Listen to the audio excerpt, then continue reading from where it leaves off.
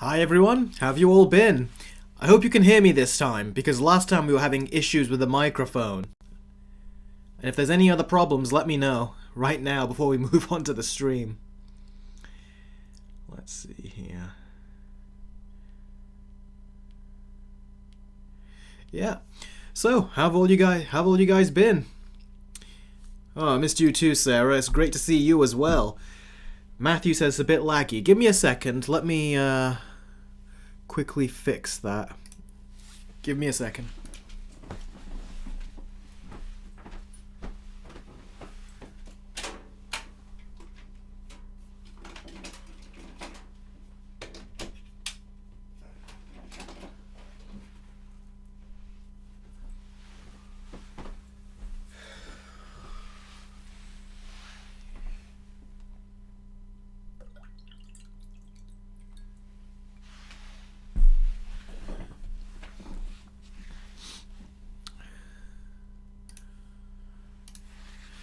Alright, there we go. I've turned a device on which extends the Wi-Fi, so hopefully we should get no stutter or lag during this stream. Joey, how you been? Ethan, great to see you all in the chat.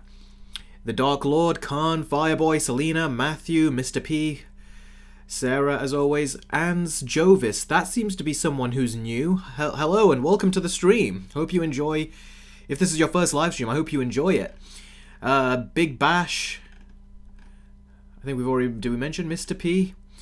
Selena, Classic Brickman, Fireboy, JISLH. Oh, it's good to see so many of you join the stream. Deadwolf, great to see you as well, buddy. Jess, great to see you too.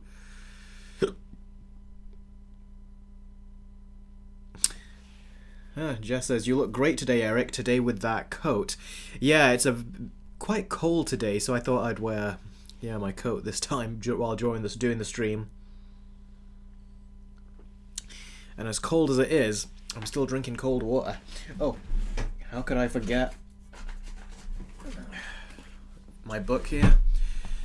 Sarah says, it's always cold these days. You have no idea how cold it is in UK weather.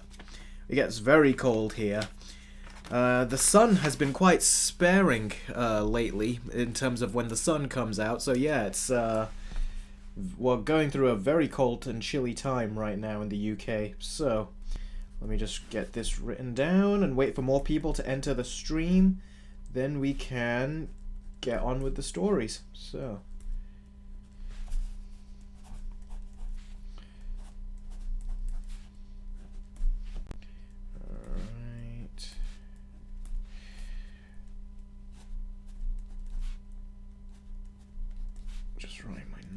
here.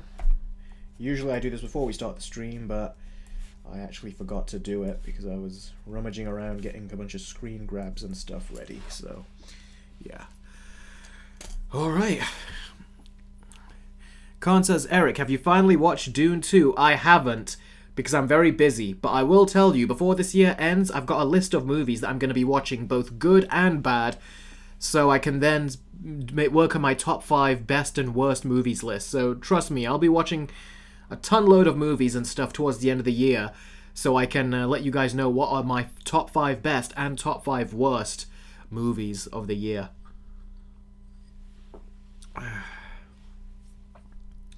Wow, Said says it's like 5 degrees where he is. Wow, that's cold. Harshly Critical says, Eric, did you watch Bill Bixby Hulk show from the 70s? I didn't, but I have seen some clips from it. But I think my parents, they watched it. It was, during their time, so they will have seen it. But no, not myself. Big Bash says, I saw The Wild Robot yesterday and I cried watching it. 10 out of 10. That's what everyone seems to say, that they all seem to cry when watching it. It's like... It's almost like that Ross moment when they all had to say goodbye to Rachel and they're afraid that they're all going to start crying. And Ross is like, oh no, here it comes. Now I'm going to start crying too. I feel like, is it going to get me? Will I start crying? Because everyone has said they've all cried at it. You'll have to try harder to get to me. Big Bash says, my mum also cried watching it.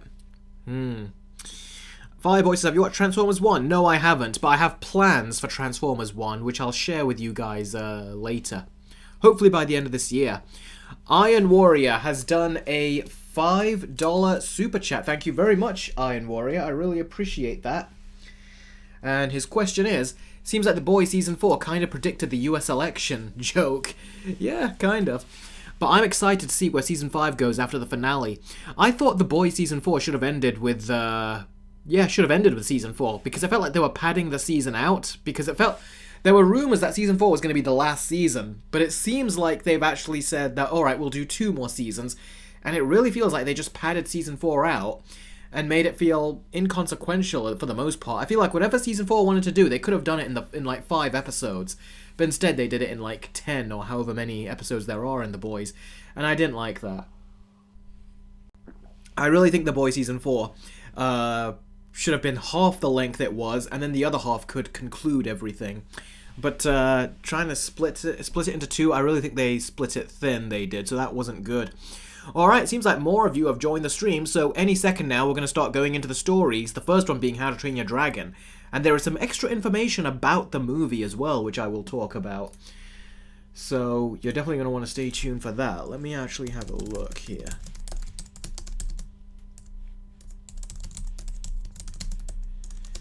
It was an article in the New York Times that actually... I think it was the New York Times that actually spoke about it.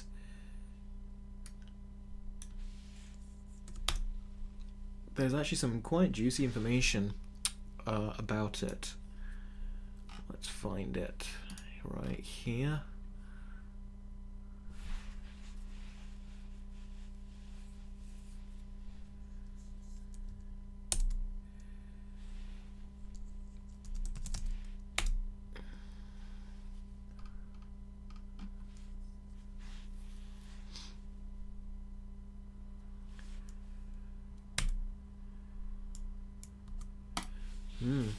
So yeah, there's a lot of interesting stuff. I've just got my notes here about the How to Train Your Dragon live action movie, and there is a lot of interesting stuff. Like the director, I'll explain to you everything, but there is some interesting information you're going to want to know about the movie, and I'll tell it to you, and I'll tell you what I think about it as well. Let me just quickly add in my notes here, and let me post something into the chat, and then we can get on to talking about the story about How to Train Your Dragon. So, okay, let me just put this in. And there's some good stuff to mention about How to Train Your Dragon, the live action one that they're doing. Here we go. There. Alright, so before we go over to the stream and go over the stories, as always, some quick ground rules. When I am doing the stream, I will not be able to answer your questions in the chat, because if I do, I just won't be focused properly at telling the story or talking about the story of the day. So what I recommend you do if you want to have your questions answered immediately is either do a super chat or a Streamlabs chat. If you do a Streamlabs chat, we will fill that bar over here over to the goal amount, and the closer we get to it means that you guys will get a bonus review from me of a movie that I wouldn't review otherwise. So if we get to that goal, if you donate using Streamlabs, which is a link in the description, or a link which is linked in the chat, which I'll put in the chat right now, you can donate through this and you can fill up that bar, and by filling up that bar, you'll actually get a bonus review from me. So yeah, so that's basically the rules right there. I've pinned it, so if you want to get a bonus review from me, then all you got to do is fill this bar, and that can only be done through the link via Streamlabs. So I'd recommend using that if you want to get this review. And plus, all the donations help towards supporting the channel and supporting me and allowing me to do this full time and allow me to give you more content as well. So all that goes towards helping the channel. Alright, we got a $10 super chat from Jess. Thank you very, very much, buddy. And Jess says, Eric, I want to be honest with you. You've been giving movies a low score like Deadpool 3, Alien, Romulus, and Kingdom of the Apes, so please don't end up like IGN. Peacemaker's awesome and DC is on a roll. Yeah, I know Peacemaker is awesome. And I'm not like IGN because, first of all, IGN gave The Penguin a 5 out of 10. I gave it a 9, if you watch my review. Also, just because it's not like I hated the movies, I just didn't love them like other people did. Alien Romulus I found disappointing because it started copying things from Alien 4, and it was doing stuff which was just... It was just forgettable in many ways. I didn't really like the characters except for the android. And yeah, the movie for me, it was just another Alien movie. It felt like it was better made, but ultimately I didn't care about the characters, and that's what it really comes down to. So yeah, I didn't like that very much. Deadpool 3 I did like, and I did enjoy it, but I didn't love it like other people did. And I'm not the only one who has that opinion either, so that's not me hating the movie. I just think for what it was a bit too illogical. But yeah, I'm not going to be anything like IGN. But thing is, when you guys are watching my reviews, you want my honest opinions, and I'm giving you my honest opinions. I'm not going to try to just follow everyone else, and I'll tell you why I'm not so keen on something. And Kingdom of the Planet of the Apes, come on, dude. That just because I don't like that very much doesn't mean that's me now turning to IGN. I love the previous 8 movies, but Kingdom of the Planet of the Apes, I gave you my reasons as to why I did not like it as much. And a big reason why is because it was slow. It also moved too forward into the future, and I don't think it was as investing or engrossing or even as smart as the first 3 movies. And I'm not the only one who thinks that either. There are a lot of other people that think the same thing. And the movie did not perform as well at the box office as the previous 8 movies. So that's kind of an opinion that is more widespread. That's not me being the odd one out. A lot of people actually don't like the new 8 movie compared to, say, the Matt Reeves ones, or even the first Rise of the Planet of the Apes. But anyway, thank you very much for your super chat, Jess. I really do appreciate it. Gregory, it's great to see you in the stream. Just so you know, I'm already working on the Puss in Boots Versus video.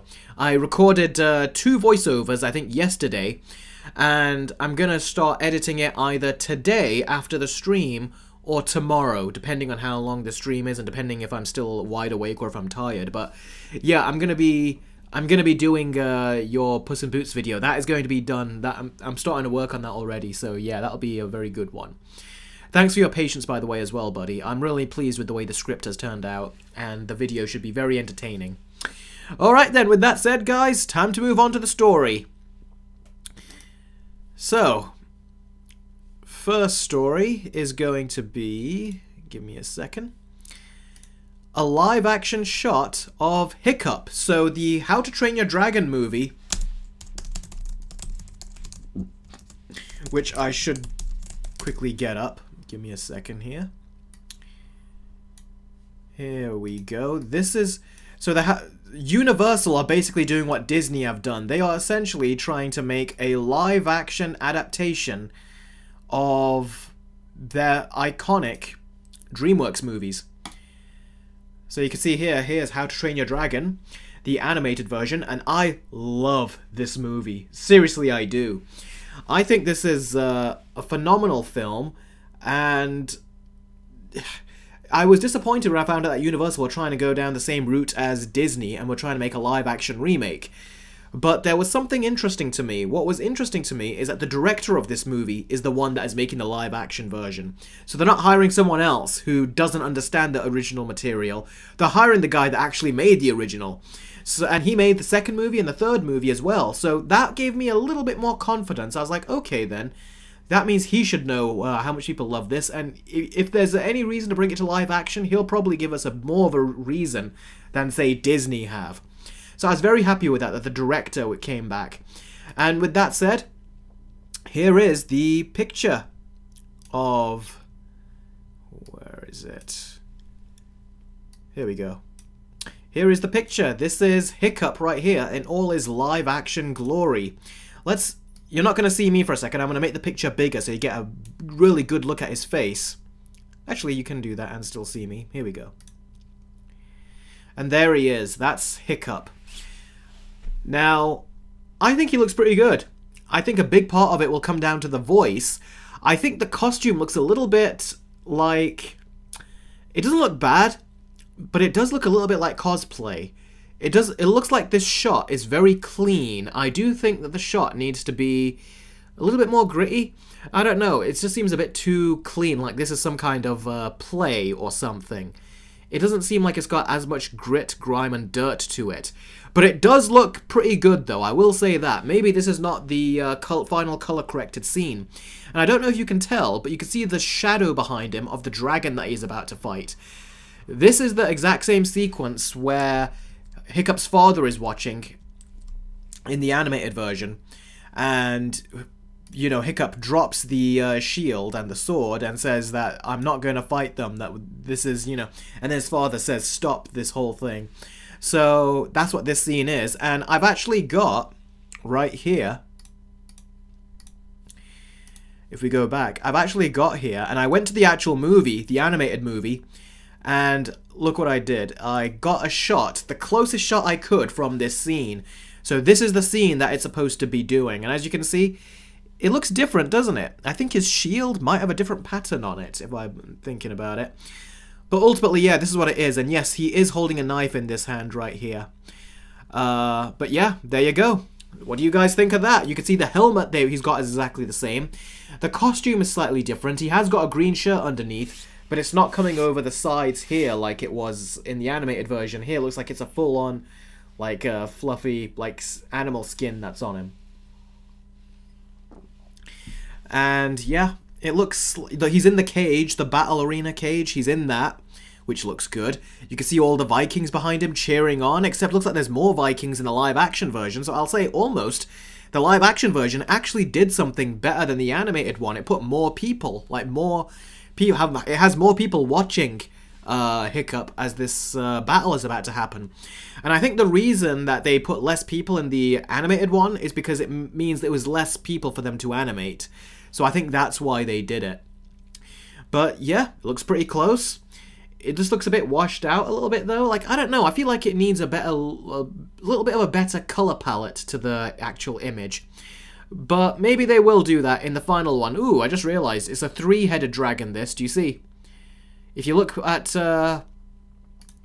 let's zoom into it so you guys can see. But if you take a look, and you won't see me for a second, but if you take a look, if you look at that dragon on the left of Hiccup, you can see one head, and you can see 2 more heads next to him on the right, on his right side. So yeah, and like I said, you got so much of the Vikings who are all watching this. Let's make the Vikings look bigger so we can take a closer look at them. There we go. Take a look at that. All those Vikings. So yeah, I actually like how they put more Vikings there. It makes it feel more like a more busy set is going on right here. So yeah, I think this actually looks pretty good. What do you guys think? I have my quibbles about the color, but in the final movie they could color correct it, so they could give it a bit more of that look. But I like it. It looks pretty good. Big Bass says it's interesting. He also says, didn't How to Train Your Dragon come out in 2010? It did come out in 2010, so it's been a long time. 14 years later to make the live-action version, which is kind of in keeping with how Disney have made live-action versions. Sarah says, you could see the ash on the wall, 3 heads. Yeah, that is actually, you're right, that possibly is the ash, not shadows. You're probably onto something there, Sarah. Or 1 head, 2 wings. I don't know, that doesn't look like wings to me. Looks like it matches the head on the left. Jess says, it looks okay, but the live-action dragon looks awful. I don't even know if that live-action dragon is real or not. We know this is a real image, what we're seeing right here. But I don't know if the live-action dragon that we see... I have seen one of Toothless. I don't even know if that's real. That's why I did not bring it to the stream. But this picture is official. This picture that you see right here. It could be Sarah Ash from the Fire Breath, but it, like, you know, from a previous image, but it's because it's not moving, we can't really tell. It might be a shadow, it might not be. I thought it might be a shadow because that's their way of trying to tease that he's going up against a dragon in this promo picture. That's what I thought. Ooh. FNA Fanboy says, no, that's confirmed to be real. That photo was leaked by someone who had seen the trailer. That's interesting, that. It's also interesting that the guy that directed Lilo and Stitch, because that's what he made. The guy that's directed How to Train Your Dragon, he directed Lilo and Stitch.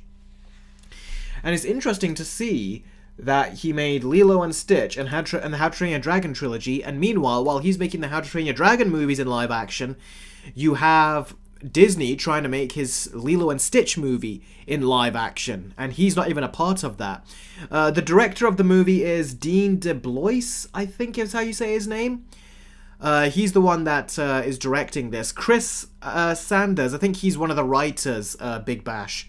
I don't think he directed this. He directed The Wild Robot recently, so he did that. So yeah, these guys, they're really quite talented that they've been able to make these great movies. And now they're getting the live action treatment, so it really is their year, it seems like. And I have faith in him if he's making it. I don't have faith for Lilo and Stitch from Disney, because they just always seem to hire these directors. They're just directors for hire. They haven't really got a proper image or understanding, I think, of what made the original so popular. So it is cool that they've got the original director to come in at DreamWorks or at Universal to make the movie. So I do like that. Yeah, let's see. FNA Fanboy says apparently the trailer is going to be playing for the day that Wicked comes out. Huh, so that means we should get a trailer very soon. And I'll be doing a trailer reaction for it very soon then. That means that, like I said, head on over to my Patreon or become a YouTube member, and you will then be able to gain access to my trailer reaction for How to Train Your Dragon when I do it. But yeah, it would be interesting if we actually get a good live-action adaptation, good live-action remake of one of these classic animated movies, and it's from Universal. It'll make Disney look only more like crap, because they've been making such terrible adaptations of their beloved animated movies. So yeah, that'll be fun, wouldn't it? FNA Fanboy says, but it's going to be like the Avatar 2 trailer when it was in theaters a few days before it released online. That's okay, time will fly by. So we'll be able to react to it then, so that's not a worry. But yeah, I do like the look of it though. It looks a bit dull, but hopefully the final movie will look great. I feel like the director of the original would know exactly how to translate it visually. But who knows, he could do it all wrong as well, so we'll have to see at the end of the day. Sarah has already passed it off. She goes, it's a cash grab. She's already ruled it out. Well, Sarah, I actually did think that when I heard it before. When I heard it was the original director, I was like, you know what, let's give it a chance and see what happens. But yeah, it very well could be a cash grab. So I'm not going to rule that out at all. Josh Man, great to see you, buddy. Key Wayne Hills, great to see you as well. Spirit Hero, wonderful to see you. Quite a few of you came in. Gregory says, when the Puss video drops, I will drop everything I do. Also, I recently watched Deadpool Wolverine and hated it. It's actually my least favourite MCU movie, and it has all the MCU humour we hate. I actually didn't think the humour was on the MCU level. I thought it was closer to the Deadpool level. But yeah, I could see why you wouldn't like it. The movie has got a lot of nonsense in it. It's like, it's not very logical. I loved the scene where he's fighting all the Deadpools, but I was like, why is he fighting them? And why did they let him go at the end? I thought that was so anticlimactic. Love the scene itself, but I thought it was more like they had the idea of the scene rather than, you know, what role it plays in the story. Because you could have taken all those Deadpools out, it would have played no role.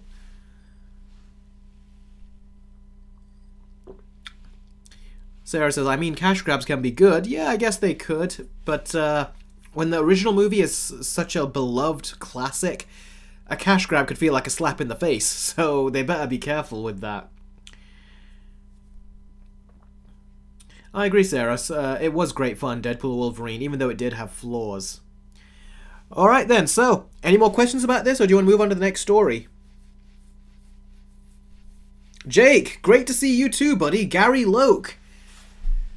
Well, it's absolutely wonderful to see you guys. Yeah.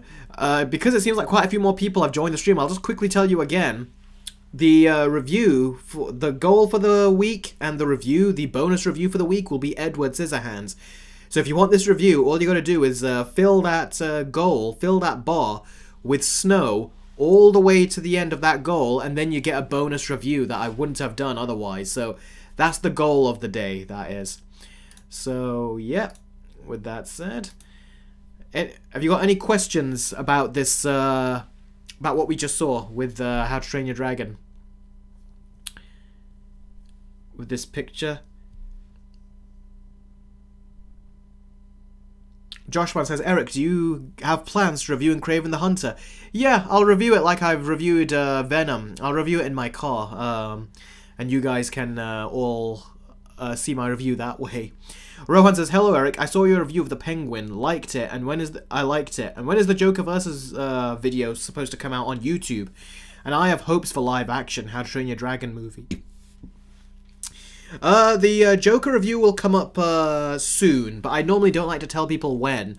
I like to surprise you when it comes out. But like I said, if you want to watch it early, it is up on Patreon for early access. And it is also on my YouTube membership. So if you become a YouTube member, you get to watch it early on YouTube right now as well. So if you want to check it out, that's how I would suggest you do it. Crazy Cat Lady, great to see you here as well. Quite a few of you have just joined on right about now. Cool. Let's see. Okay, now I'm going to show you guys an image that I found. I can't remember if this is what it actually looks like. But I was going to show you guys this as a joke, but now I'm not sure anymore. I was going to say, there you go. There's an image of Toothless. This is what Toothless is going to look like in the movie. That's what I was going to say. That's what I was going to say. But now I'm not sure. Was this a play? Is this a fan photo? Jess is like, no. Big Bash is like, is that real? The Dog Claw's like, my eyes. Like that SpongeBob meme. I don't even know if this is real, but I just saw it when I was searching for images. And I was like, what the heck is this? And then I was like, I just have to share it with you guys. You guys make me suffer sometimes, so I'm going to return the favor. He does look creepy, doesn't he? I mean, that is insane. I don't want to become friends with that thing. Caesar says it's from a play. Okay, that's what I thought. I will say, the play actually has a pretty good costume for Hiccup right there. Trevor's like, blasphemy.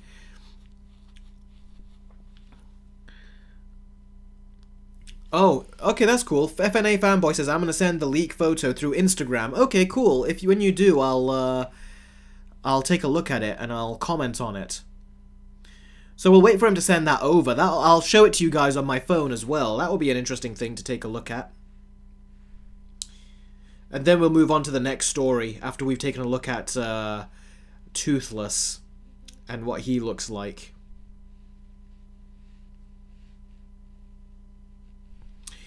Oh, Classic Brickman, I just got your comment here saying, I don't think I'm going to make it to this stream today, unfortunately. Well, I'm glad you're here, buddy. Looks like you did make it. I love how you guys are all reacting to this. Like, I know it is a freaky as all heck image. It really, really is.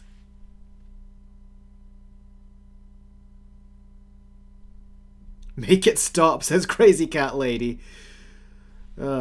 Don't support this shit. We want originality, says... who said that? Where is it? It was Jake that said that. I totally agree, Jake. This is not something that I really wanted to see, but it's something that they're giving us anyway. So, yeah. Okay, so I'm waiting for the message on Instagram, and we'll take a look at what Toothless looks like in live action. Jess says it's time to stop. Fireboy's like, I hate this. Get this thing out of this screen.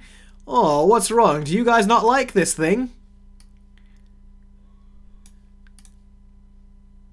There you go. Take a look at it even closer. Harshly Critical is like, put it away, please. Remember that time when you guys were all donating to me as all these different celebrities and as each other as well? I feel like now I've got something. From now on, anytime you guys play that game with me, Sarah's like, Eric, have mercy. Jake is like, I no longer wish to be alive. From now on, anytime you guys play games with me, I think I have your kryptonite. I've got all of your numbers right now. All I will do is I'll show this, And I'll make it bigger and bigger and bigger. There you go. Take a look at that. Khan says, Eric, we're going to make you suffer even more now if you keep doing this. I think you've made me suffer as much as I could. All those donations, as all those celebrities. I don't know how you can top what you guys did that time. That was insane. Supersonic is like, stop it. Jess is like, no. Rohan's like, the power of Christ compels you. Oh, George Washington. Guys, you see that? George Washington has popped up in the chat. Well, George Washington, let me show you something. You've come a long way from death and a different time period. He goes, as the president of the US, I demand you to stop. Well, here, you're not the president. I am. And I have all the power. There you go. Take that. You know what? I don't think that's big enough for you. Let's just bring it in even closer. Oh. Oh, he sent it to me through Facebook. Ooh, I don't know if I've got that. Sarah goes, no, Eric is drunk with power. No, Eric has turned to the dark side. This is like my Joker story. After you guys did what you did. You were kicking me while I was down with all those impersonations.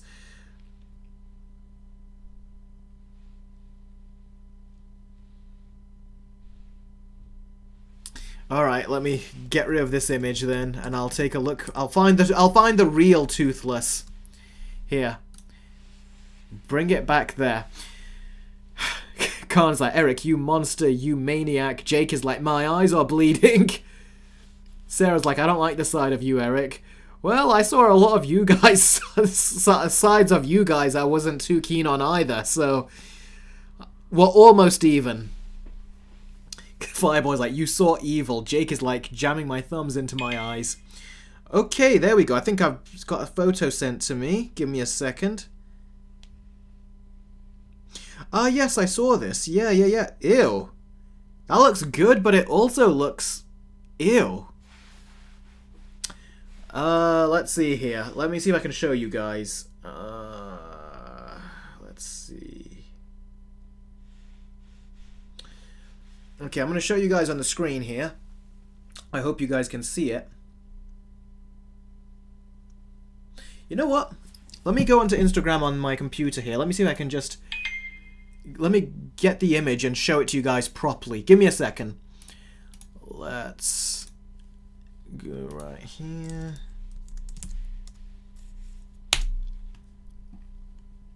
You guys are saying much better. Well, compared to this thing, it is much better, isn't it? I got a $2 donation from Kevin. Thank you, Kevin. I really appreciate it. He says, do you like Simpsons or Beavis and Butthead? Tell me why. Simpsons, purely because I've not seen Beavis and Butthead. I've seen when I was a kid, like one little clip or something, so I know who they are. But no, I've not seen it, bud. So I'm sorry about that. The Simpsons, purely on the fact that I've not seen the other one.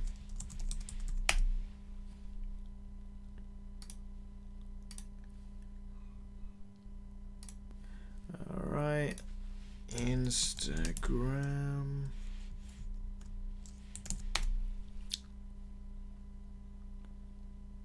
Then I'll save the images.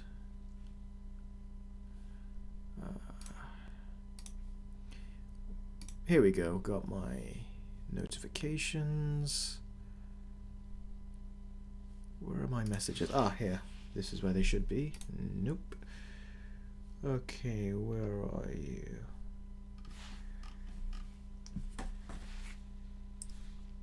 Sebastian.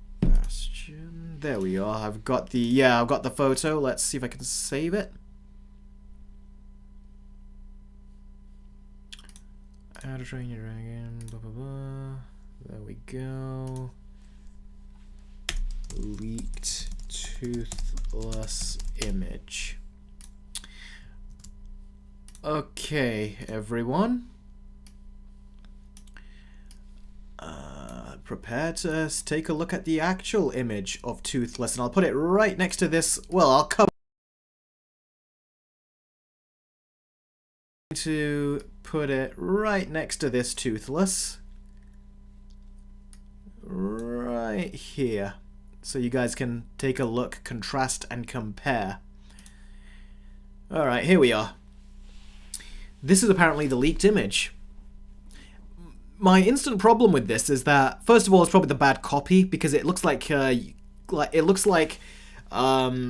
Hiccup's arm is deformed. It's almost like it gets thicker and then gets thinner by the end. That's probably the bad quality making it look like that. Up close, I think it looks fine. When he's got his hand over his face, it looks fine. But the two photos, the one on the top and the one on the bottom, it looks a bit like he's too much like an alien. It doesn't look like he's a dragon. It looks like he's an alien. The shape just doesn't look right to me. And he looks like he's too floppy. He looks a bit like jelly. Which I think is an issue. Yeah, we got Nightmare Fuel Toothless here, who's donated £5, who says, never put me on screen again, Eric. We'll see. Depends on what my audience is like. I might have to whip you out again. And then we have Jess, who's very generously given another $2 super chat, who says, he looks like Appa from Last Airbender 2010. No. Well, I guess we'll have to see, because this is a picture taken from the trailer, and it doesn't look like a good copy, so we have to wait for the actual copy to come out, and then we can take a look at it, I think. But the one thing I wanted to say that the director mentioned, the director did say about How to Train Your Dragon, he says that, if I can get this out, these notes here, I'll, where is it? Where are you? Oh, there we go. The director's comments on this. He says, right here, he says, the live-action How to Train Your Dragon movie is so dialed up in terms of stakes. That's what the director said.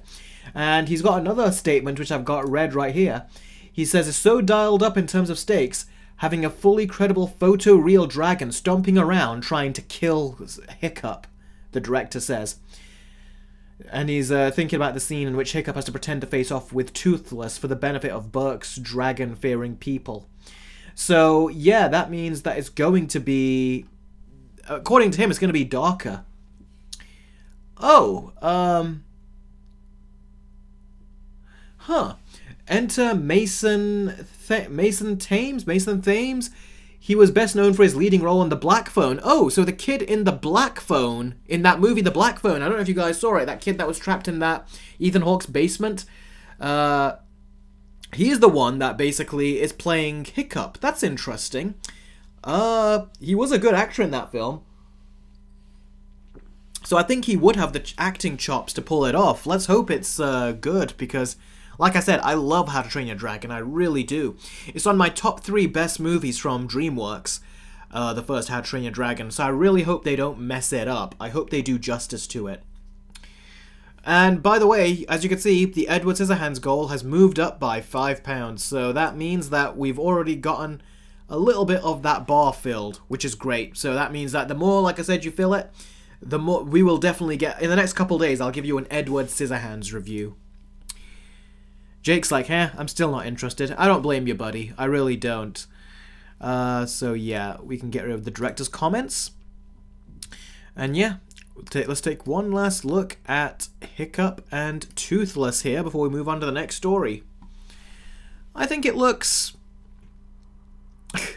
Dark Lord has my eyes. Thanks, Captain. Now I need cybernetic eyes. You're paying for them. Well, you can sue the people that created that abomination of Toothless. I feel sorry for the kid that in the theatre, in the play, that had to touch that thing. That looks disgusting. But I will say, that thing does look more tactile, like it's actually there, than this Toothless that looks like he's obviously CGI. But they got his eyes down. His eyes look very good, so that's good. But yeah, so we'll see how they do. I wonder if they use the exact same music as well. FNA Fanboy says PG-13 rating? I think it's too early to tell, so the movie comes out next year, so we're not there yet, so yeah. Fireboy says, you ruined my life, Eric. Now my eye is damaged now. Well, that's what you guys get. I'm getting you back for all those times when you were impersonating all those celebrities when you were donating to me. On Streamlabs, we just had nothing but celebrity names popping up on the screen the whole time. So, yeah, I find that humorous. Well, it's funny to me. Probably not to you guys, but it is definitely funny to me. So, yeah. With that said, it's time to move on to the next story. Alright. The next story, let me get up my notes, get it ready.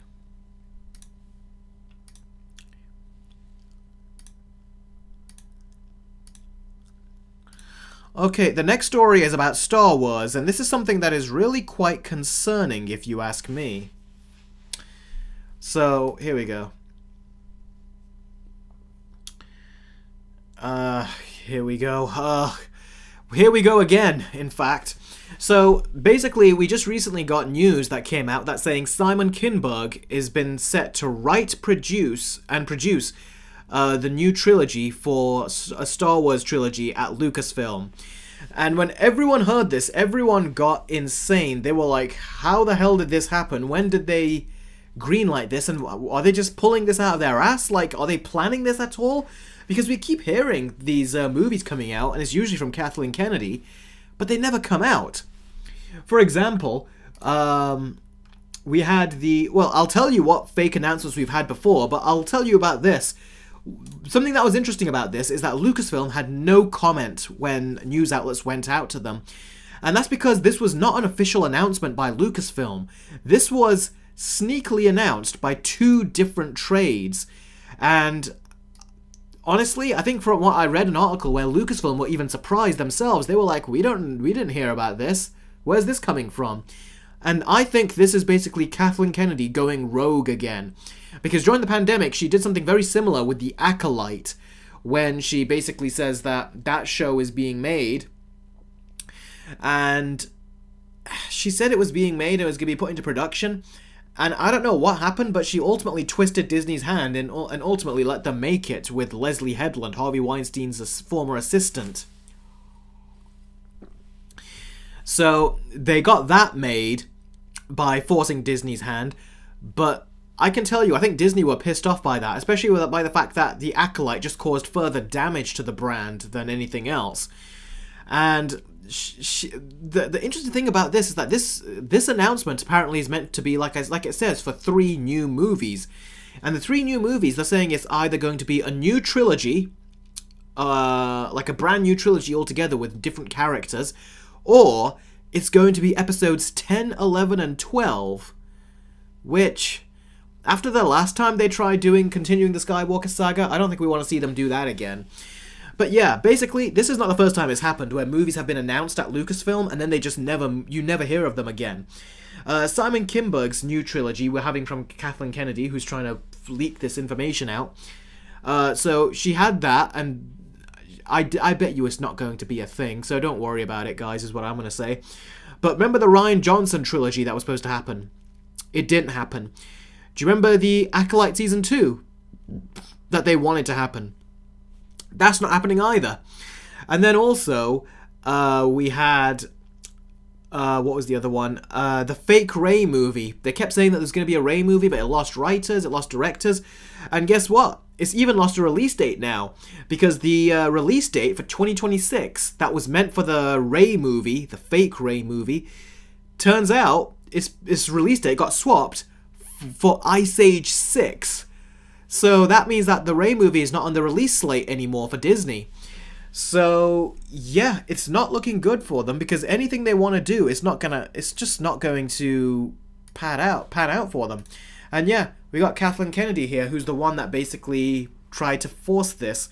And I think it's not going to work. Disney are in a very bad situation in terms of money because they had so many flops. They don't want to have another one, and they don't want to have the brand get in an even worse state than it already is. And I think it's already in a very, very, very poor state as it is. Not live action Ice Age, Jake. It'll be Ice Age 6, another animated movie, basically. Now, let me just tell you this. This is another reason why I'm telling you this is not going to happen, because Simon Kinberg, he is someone who came on board into the industry only because there was a movie called Mr. and Mrs. Smith. And that was a movie which had Angelina Jolie and Brad Pitt. You all remember that movie. I've not seen it myself, but I'm aware of it. It's the movie where Brad Pitt and Angelina Jolie became an item and then he left Jennifer Aniston. But basically, he came up with the concept for that movie and he wrote the script. He wrote the screenplay. Ever since then, he's been given more projects to work on, but that was his ticket into Hollywood, essentially. And for some reason, they've given him other projects. So, for those of you that don't know, he's the one that wrote X-Men: The Last Stand. He wrote He wrote the script for that, and he also wrote the script and directed X-Men: Dark Phoenix. And on top of that, he also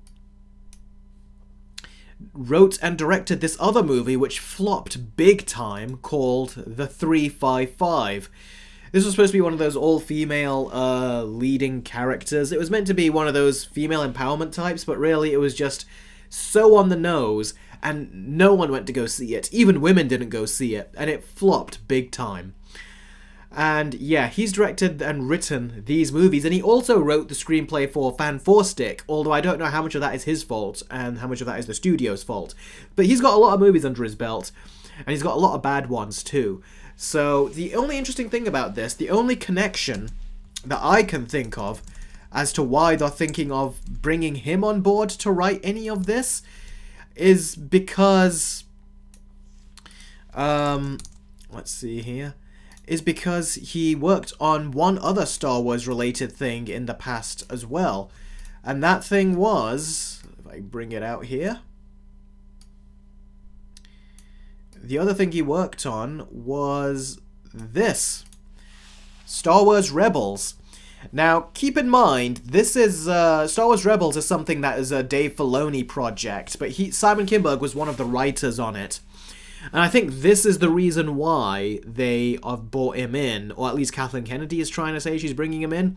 But honestly, this is just another troll move. I can't imagine the people inside Lucasfilm that are trying to fix the mess that Kathleen Kennedy have made. I can't imagine a scenario in this where they would not be pissed off, that they're trying to fix it, and she keeps coming out like Emperor Palpatine, and just keeps whispering all this crap in people's ears and saying, oh no, we're going to make a new trilogy, we're going to make a Rey trilogy, we're going to do this, we're going to do that. And it's like she's just trying to deliberately derail and make the whole Lucasfilm thing, it's like she's trying to make it worse. And a lot of people are getting very mad about that she's really trying to do this. And I think it's just a matter of time before they kick her out for what she's done. But when she leaves, if she leaves and they try to find a new CEO, what other CEO is going to want to come on board with a new Star Wars trilogy that she's basically ordered, or said that she's ordered, and then they have to say, okay, we need to right this ship and we've also got to work on these 3 movies? It's like she's deliberately either trying to screw the brand or try to make it seem like the brand is in such a horrible state that no one wants to come and replace her. I don't know what her plan is. Maybe that's her plan. But regardless, she's just making the situation worse. And it's really ridiculous how she just doesn't bloody stop. She just keeps on going with this ridiculousness. So, yeah. And yeah, I agree, Khan. Rey is not she's no Skywalker. Yeah, Big Bash, Rey is a nobody. That's because, and that's not us being mean or cruel, that is because the writers themselves didn't know who she was. They were like going back and forth between saying maybe she's related to Obi-Wan, maybe she's Anakin Skywalker's granddaughter or something. Like, it went through all this stuff. If you look, there's an interview that Daisy Ridley does with Josh Gad, and she talks about all of that. And yeah, it just tells you right there that they had no clue what they were doing. So yeah, I'm never mad at Daisy Ridley for this. There's no reason to be mad at her, but I was always mad at the creatives, or the creatives, I should say, that were involved. And it's because of them, ultimately, that people are just irritated, they're annoyed. It's because of them that we've got such a crappy new trilogy. It was not thought out. So yeah, Daisy Ridley, I thought she did a very good job with her acting in those, especially in the Force Awakens. The other two, it felt like the writing was getting worse, and she was trying to bring to it what she could, but even she couldn't save it in the end. She still needs a good script, and she wasn't being given those. So yeah. Yeah, I'm gonna tell you guys right now, this is fake. This is not going to be real. Just like the fake Rey movie is not happening. this is not happening either. So I wouldn't believe it. Don't buy into this, guys. This is not going to happen. And I don't think Disney want to mess up Star Wars anymore, because the brand is in the toilet right now. They need to win everyone back. Jake says, have you seen Young Woman in the Sea? Daisy Ridley was good in that. I've not seen that, but I've come across it. And it was a movie that was meant to go straight to streaming, but then that Woman in the Sea, they ended up putting it... They said they were going to do a theatrical release, but then they did a very, very, very limited theatrical release, and then they just dumped it on streaming after no one saw it in theaters. So, yeah, that kind of tells you where Daisy Ridley's career is now after her being in Star Wars. And it just goes to show that that Disney did wrong by her, that they're not casting her or anything else. So, yeah. Alright, so you guys got any questions about this? Do you guys think this actually is going to go forward? Or do you agree with me that it's not going to? That this is just another lie, essentially? Andrew Boyle says, so fake. Khan says at this point, just fire Kathleen Kennedy at this point. I think if they could, they would have by now, with all this dirty moves she's playing behind the scenes. But the fact is, they haven't fired her, so maybe she has something on them. Because she's been in the industry for decades at this point, so something tells me that she's got a lot of information about them, you know, things that they don't want out, so maybe they're thinking that we can't just rat her out in that way or throw her out. King of the Monsters, no, that's not the Days of Future Past writer. That was Matthew Vaughn? Did he write the script for Days of Future Past, or did he have a part in it? But no, I don't think Simon Kinberg did Days of Future Past. Let me take a look. Let me see. Days of Future Past writers.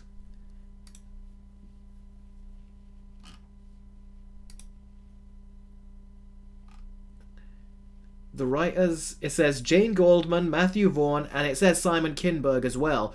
But seeing his work and the writing he does, I would doubt he had anything to do with this. I think it was really Bryan Singer that wrote it, I think, from what I've heard.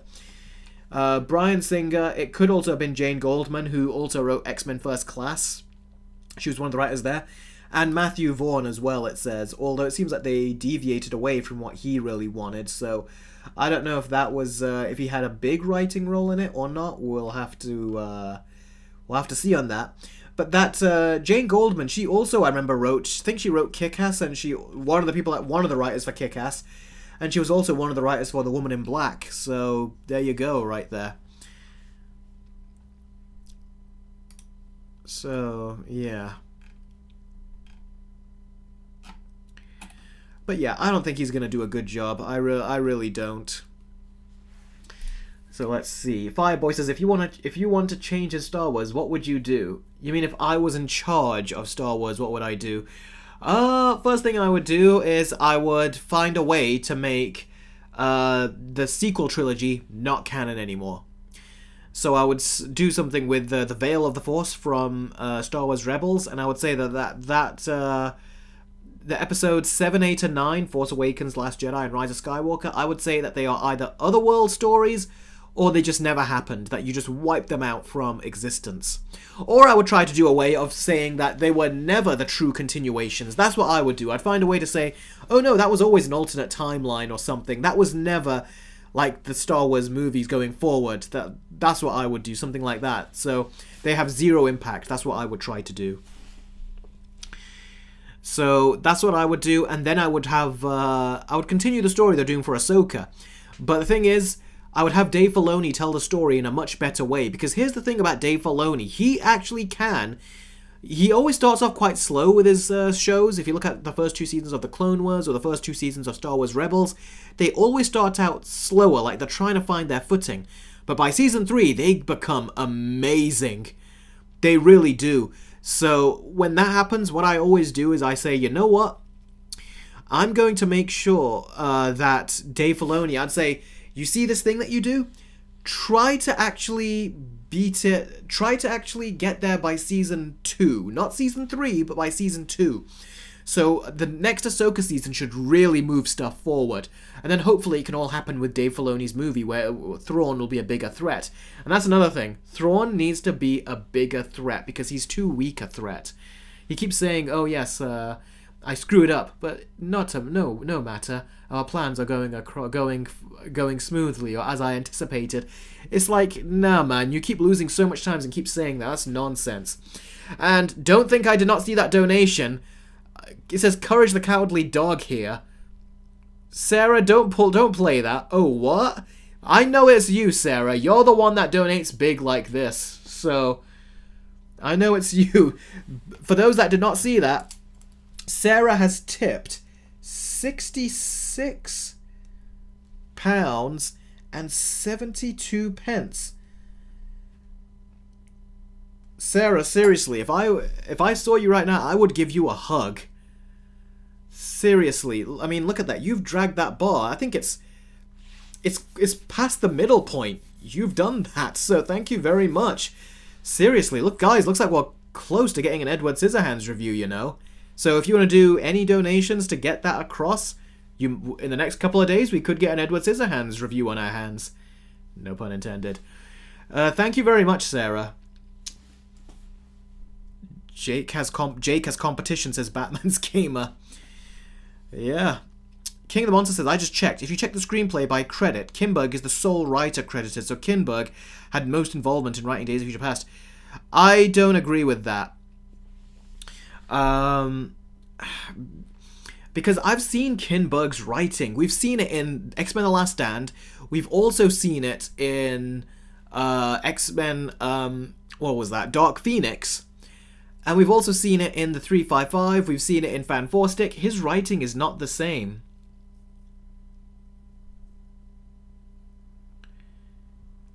Jake says, well, you know I might to be able to donate for a while now. I'm sorry, Jake, could you say that again? I think you got a couple words not said right. I don't know what the sentence is meaning. I can't phrase it together. Oh, Sarah says she was trying to donate 80. Well, Sarah, seriously, you are incredibly generous. Thank you very, very much. And I don't know if you noticed, but did you see that those fireworks and stuff? I've set it to where if you donate past a certain amount, you'll get different animations and different sound effects. Oh, Jake says might not be able to donate for a while now. That's okay, Jake. Whenever you're ready. Like I said, that's not the reason that I love you guys and I do these streams. I do it because I love spending time with you. And I've been so busy lately. I've been working on so many videos. I've not been able to spend much time in the comments as much as I'd want to. But I've been spending a lot of time making these videos. I've got quite a few videos I'm already working on simultaneously. And the scripts are coming together nicely. I'm actually looking forward to editing them all together. So yeah. Eric, you didn't answer the questions. Yeah, don't worry, I will. I just wanted to thank you about that first. Let's see. I don't know what to write. Wait, here are questions. Which movie character has the best transformation? That's a very good question. And what makes it work so well? Okay. And what's a movie where the visuals or camera work really stood out to you? Also, guess who I am? You have 3 guesses. Sarah, I know it's you. So, guess number 1, I knew it was you because you've donated £66.72 before. So, I know that is you because you've done it before when you did not impersonate people. Although, Courage the Cowardly Dog. Would it be fun if I made videos of that? Or maybe YouTube member videos of that? Because like I said, that way I'm going to be doing more YouTube member shows. Basically, become a YouTube member because you do not want to miss out what I've got coming up in the next few days. If you've watched the Joker versus video on Patreon or YouTube Join on YouTube memberships, and you've had early access to the Joker versus video, you'll know what the announcement is already, and you're not going to want to miss that. That'll be a whole other level of videos that you really will want to see. Let's see. Okay, so in regards to your question, Sarah, which movie character has the best transformation? I would say, okay, I don't know 100% what you mean by best transformation. Do you mean best character arc? Because transformation means they change. I would say there are several that have great transformations. I'll give you 2 of them. I'll say, Well, I can give you many, really, but I'll give you two right now. Two very different transformations. The first transformation is Tobey Maguire's Spider-Man, Peter Parker, in the first Spider-Man movie. And the second character is Harvey Dent in The Dark Knight. I can very simply tell you how Peter Parker his transformation was so phenomenal. If you watch the first movie and you see the first scene he has, where he's saying stop the bus and he's trying to catch it and he's all, goofy looking with his glasses and everything. If you see that, that's his opening scene, and then you look at his last scene where he's walking towards the camera away from his Uncle Ben's grave and away from Mary Jane, saying, whatever life holds in store for me, I'll never forget these words. With great power comes great responsibility. That is a humongous change from that dork he was that was late for his school bus. I was like, that is an arc. That is, and not only that, but the music is also much more, confident as well when he says that inner monologue. It was great. I was like, wow, now that is a transformation. All in one movie, and it didn't feel forced. It made sense. I loved that. Really, I did. Loved it so much. And that's why I was disappointed with Tom Holland's movies, because he's gone through so many movies and he's not even got a proper transformation that is even slightly like the one we got in the first Spider-Man movie with Maguire. So that's a great transformation, I would say, Sarah. Another transformation, I would say, like I said, is Harvey Dent. And the reason why is because with him it's the reverse. At the beginning of the movie, when we see him, he's basically looking like the all-American hero, in Christopher Nolan's words. He's meant to look like someone you can trust, someone who is so good, really, got a very good heart. But then you see a little bit of darkness in him, when he tries to, scare that guy he's holding hostage, and saying, tell me what you know about the Joker. And, he's faking him out by tossing that double-sided coin. That's where you see some darkness in him. And by the end, when he becomes Two-Face, and then you see how he's willing to, kill Gordon's kid, I was like, wow, that is insane. And it all felt so totally natural. If you look at Wanda from Multiverse of Madness, she's not like that at all. Wanda is just... It's she had a whole show and a movie, and her transformation into becoming evil did not make sense. The fact that The Dark Knight had so much other plot points going on with the mob, with the Joker, with Batman and his crisis of whether he should turn himself in, the whole relationship between him and Rachel, the mob stuff going on, Joker stealing money from the mob, all that stuff, they also managed to put in a Two-Face origin in there. And it worked. They introduced Harvey in that movie, and by the end he was Two-Face, and he felt like a fully fleshed out character. So that is also another example of a fantastic transformation, Sarah, that I would give you. So those are my two that I would say. And what was your other question? What's a movie where the visuals or camera work really stood out to you? Yeah, two I'll give you right now. Off the top of my head, instantly I would think about that. Is Joker, the first Joker, and The Batman.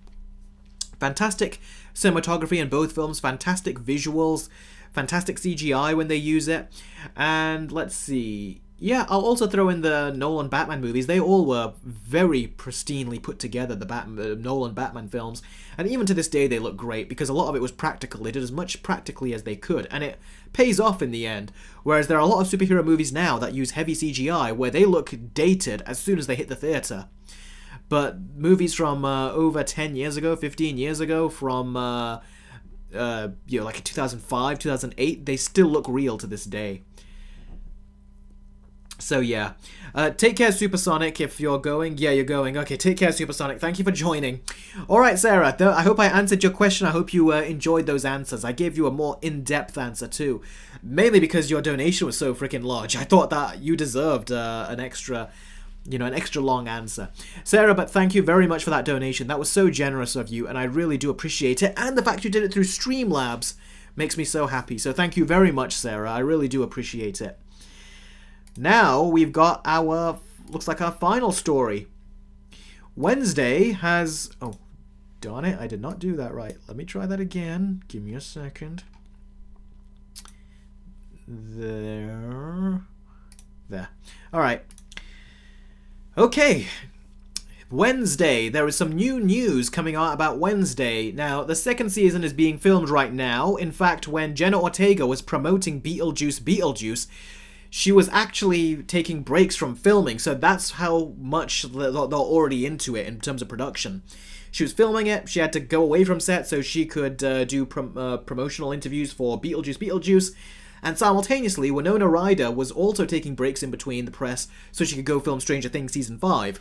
So they're heavy at work in both of these, and in Wednesday's case, we've surprisingly just now, despite the fact they've been shooting for a while, we've just now heard of a surprise casting announcement. Apparently, we see here that it seems that someone new has been cast, and that new person that has been cast is Lady Gaga. So yeah, Lady Gaga is going to be in Wednesday. I think that's actually a good choice, because Lady Gaga, she likes to dress all... Oh, there it is. She likes to dress all emo-like and weird-like. And I'm like, you know what? Sometimes I don't even know how to describe her fashion choices.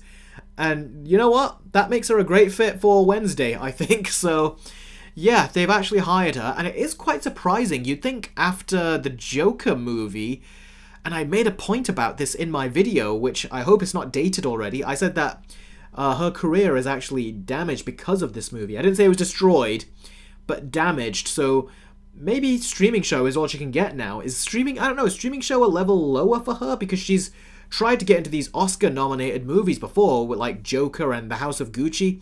But now she's on a streaming show for tweens, basically. So, I don't know, is that considered like a lower level for her?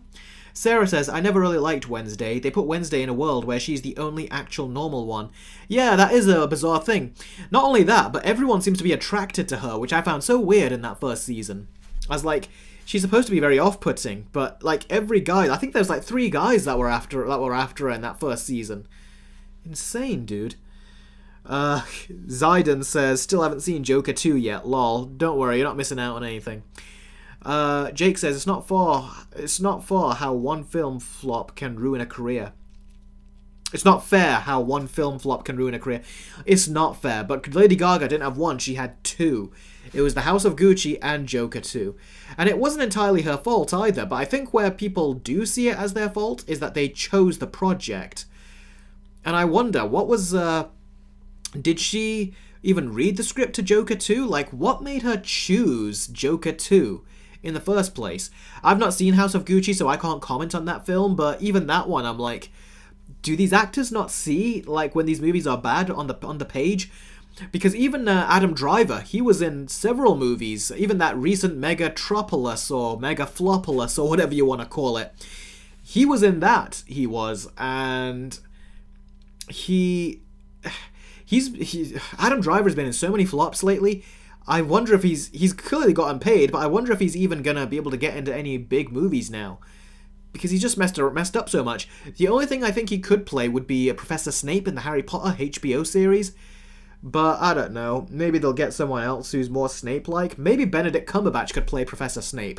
But then again, will he just seem too much like a Snape impersonator? Because his voice is awfully close. Anyway, that's a different conversation. Let's see. Sarah goes, she's more beautiful. Yeah, Sarah, you definitely are. You definitely got more of a sense of self than Lady Gaga, who keeps changing every other photo looks different. Once she came dressed with, was it her that came dressed like a piece of, like, pork or something? It was so weird. Let's see.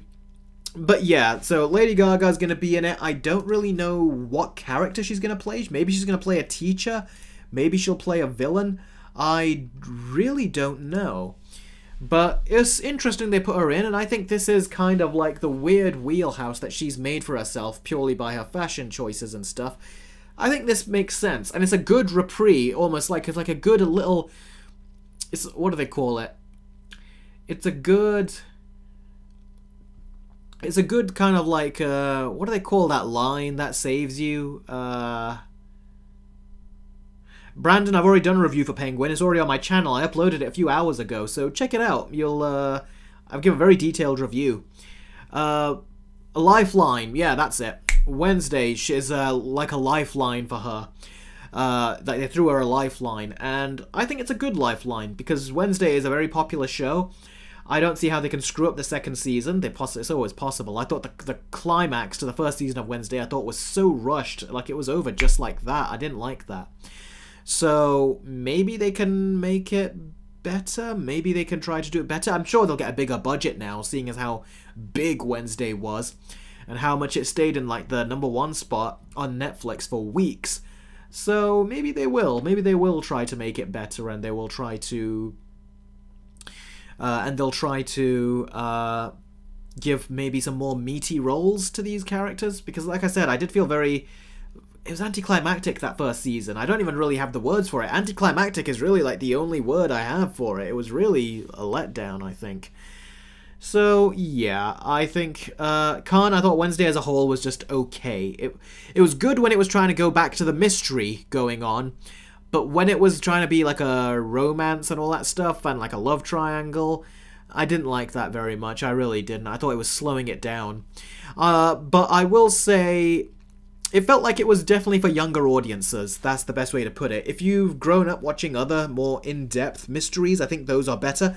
Also, it made no sense to me why Wednesday said that when her parents say, "So, what do you think of your first day at school?" or however long she was there, she goes, "Since I've been here, I've witnessed murder, this, that. I think I'll like it here." So she likes murder, basically, yet she's trying to solve a mystery to prevent murder.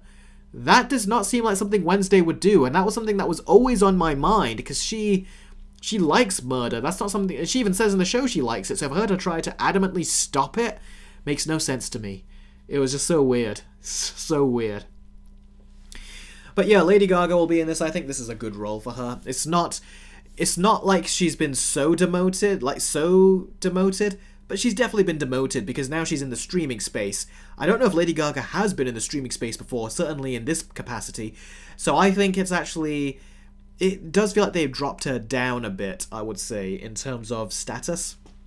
I don't know how she feels about that, but clearly she's trying to find a lifeline, because there was even an article that came out saying that she's trying to distance herself from Joker 2 because of the massive flop that it was.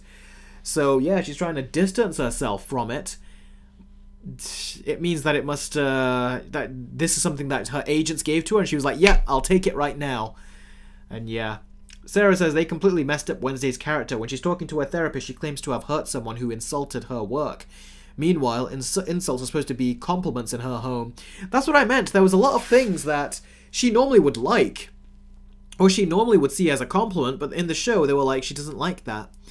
It was so weird. Like, the only thing that she did that I thought was good was when she goes to those bullies. "The only one who bullies my brother is me." I was like, that's a very demented way of Wednesday saying that I love my brother without her saying I love my brother. So I thought that was good. I thought that was very good, the way they did that. So yeah. I do wonder how Wednesday's going to look, because Jenna Ortega has gotten older now since she filmed that first season.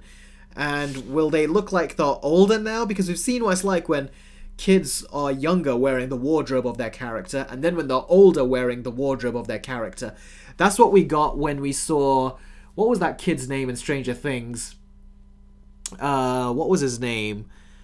The one that cried a lot in Season 4. He was kidnapped in the first... Will. Will was the one who... Yeah, in the 4th season, they gave him his usual kid clothes that he wore, and that kid hairstyle, when he was clearly a teenager, and it looked like it did not work. It's like they gave a teenager a kid's hairstyle. I remember that. That was so funny to me when I was watching that season, and I wonder if that's going to happen with Jenna Ortega. I don't know. We'll have to see. But yeah. I lost interest in Wednesday after Season 1, says Harshly Critical. Did you watch other Addams Family projects? Yes, I did, Khan. I actually watched the Addams Family movies growing up. You know, the first 2 movies. I was actually going to plan on doing a versus video between the Addams Family, the animated Addams Family, and the second Addams Family movie, I think, originally, before the show came out. But then I just didn't complete the versus video, and I didn't get around to watching all the movies I was supposed to, so that didn't happen. Which is a shame, but we'll see what happens some other time with that thing. Patrick Style has tipped £1 from Streamlabs. Thank you very much, buddy. By the way, are you guys hearing the sound effects happen when these donations happen on screen? Let me know, 'cause I'd like to know about that and make sure it's happening. Patrick Starr says, just wondering if you checked out my Adventures with Superman. It's actually pretty good. And I know you keep putting it off because of the CW, but Superman and Lois is seriously a great show. And the final season that's currently airing is really good. Yeah, the CW is really the reason why I've stopped. Because CW, people have said the CW has got CW-isms for years. But they just went there way too much, I thought. And especially with the later, like, Arrowverse seasons, they were, like, really going... The word is woke, because they were just going so heavy on the messaging, to the point that the characters were coming out of character. So yeah, I got really, really annoyed with them when they were doing that. I was like, you're sacrificing the identity of these characters just so you can basically put your social media posts in this show. And I didn't like that. Superman is a good show, but I don't like that it's going to focus on Superman's sons. That's something I don't want to see. But we'll see. Maybe one day if it's on Netflix or something and I'm looking for something to see, I'll watch it. But right now I've got plenty other things to watch. I've not seen Arcane Season 2 yet. I'm still need to watch Season 3 or 4 of Jurassic World Camp Cretaceous before I go on to the next sequel to Camp Cretaceous. And I'm also still watching... I have to still watch Demon Slayer Season 4 as well. So yeah, take care, Fireboy. Thanks for joining the stream. So yeah, I've still got a lot of work to do in that regard, I think. So yeah. Batman's Gamer says, did anyone see Batman Beyond Year 1 fan film yet? I don't think I have. It sounds familiar though, so maybe I looked into it? I don't know, I'll have to look into it, because I might remember it if I look into it. Arsha Critical says, how would you rank the Dark Knight films? The Dark Knight, Batman Begins, and The Dark Knight Rises. That's basically the way I'd put it. Batman's Gamer, I am watching Camp Cretaceous. The last episode I watched was when that kid, the Asian kid, they're all surrounded by a bunch of scientists or something, and then one of the scientists recognizes him, and he's like, Dad? And then it ends. That was the last episode I saw, so I still need to see the rest. I will try to. I'm just very busy right now. Jake says, wonder if they'll take the Stranger Things approach and make the content more violent/adult since the characters are aging. Maybe they will. If you watch Smallville, which is where these writers, the writers for Wednesday are from Smallville, they used to make Smallville get darker with each season. So... yeah, I think they will. It should very much be in their nature to make Wednesday darker as well.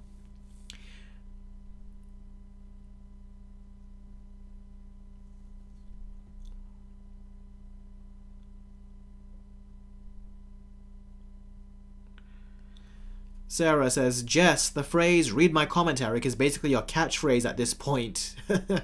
You're hilarious. Yeah...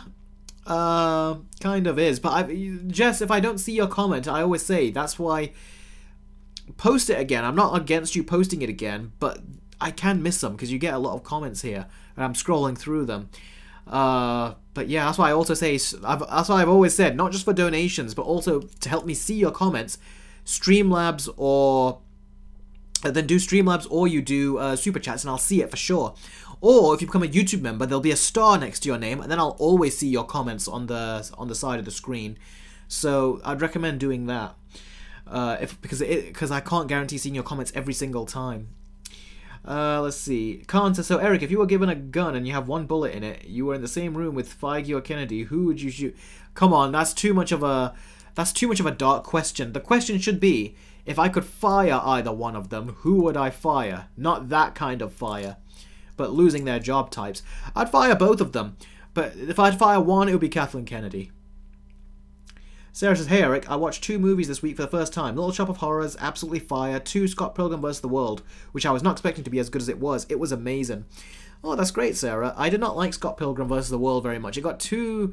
It's like there was no transition before it got wacky. It just got so wacky so quickly, I thought. So that was something I was not too fond of, but I thought Chris Evans' scene was hilarious. Alright. Q&A time. I think we might have already done the Q&A a bit earlier, but what the heck, we're doing a Q&A now. I'll just say we're doing it now.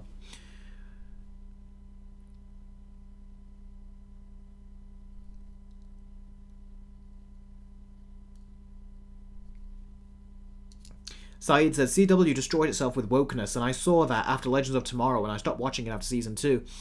Yeah, they got very weird after a while. It was so bizarre seeing that. It really was.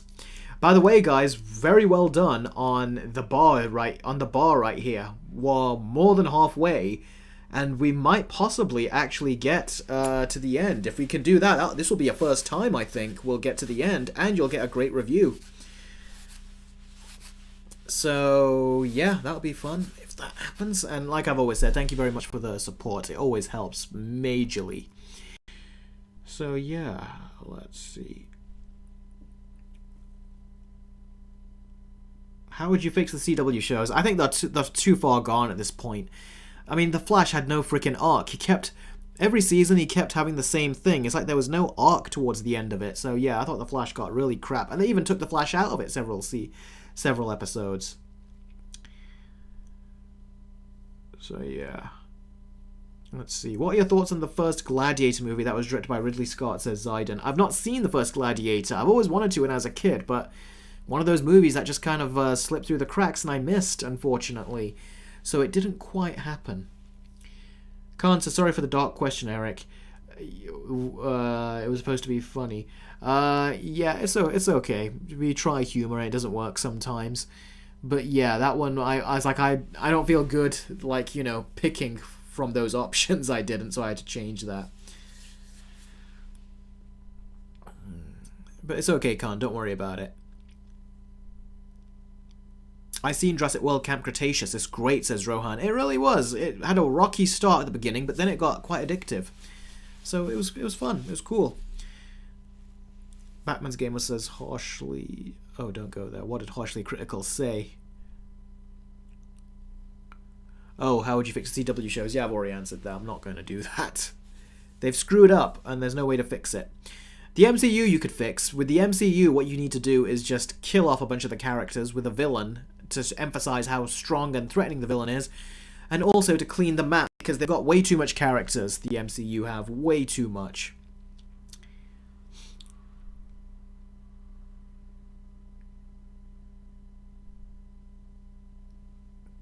Yeah, Jake, let's just not go down that line of questioning. I just don't... That's not something I would normally choose. That's a weird, dark place we're going to, and I prefer not to. Let's get out of that. By the way, did you guys... I don't think I looked at the comments when I asked it. When you send Streamlabs chats, do you hear the sounds go off?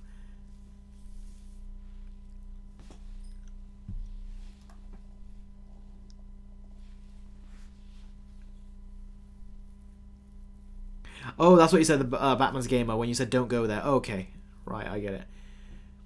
Batman's Gamer said I don't hear any sounds. There should be sounds, though, when you guys donate through Streamlabs.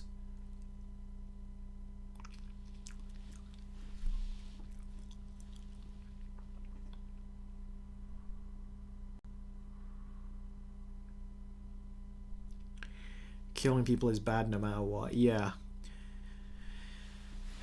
Let's see. Huh. Well, I don't know that Sarah and Jess started dating. Or maybe Jess is just saying that. Like, Jess says a lot of things sometimes. I don't know if he's joking or not. Sarah's like, we are? Huh. Okay. Sorry, Sarah, about that. Let's see. I hate the Spider-Man 4 rumors. I used to be so into these a couple of years ago. Yeah, you don't know what rumors to trust anymore. They seem to really fluctuate and go up and down, and then they become absurd. I think until the script is done, maybe we'll start hearing more stuff, but Tom Holland says it needs more work, so he's going to try to get them to do more work on it. Then again, Tom Holland has chosen a lot of other projects that have not been very good. Didn't he think those needed work? But he signed on for them and took them anyway, so yeah.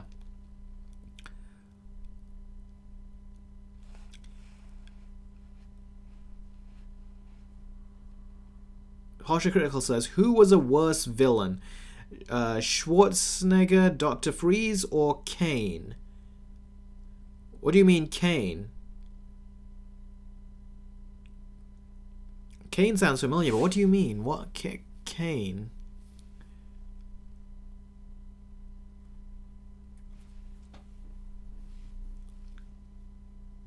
Kane from WWE. I don't watch WWE, so I don't think I can say. So I'll just say Mr. Freeze.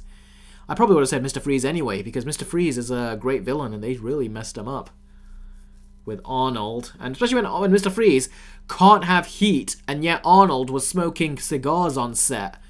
Like, those cigars, he was shooting a scene, he got paid, was it like $10 million to be in the movie or something, or was it even more? Can't remember.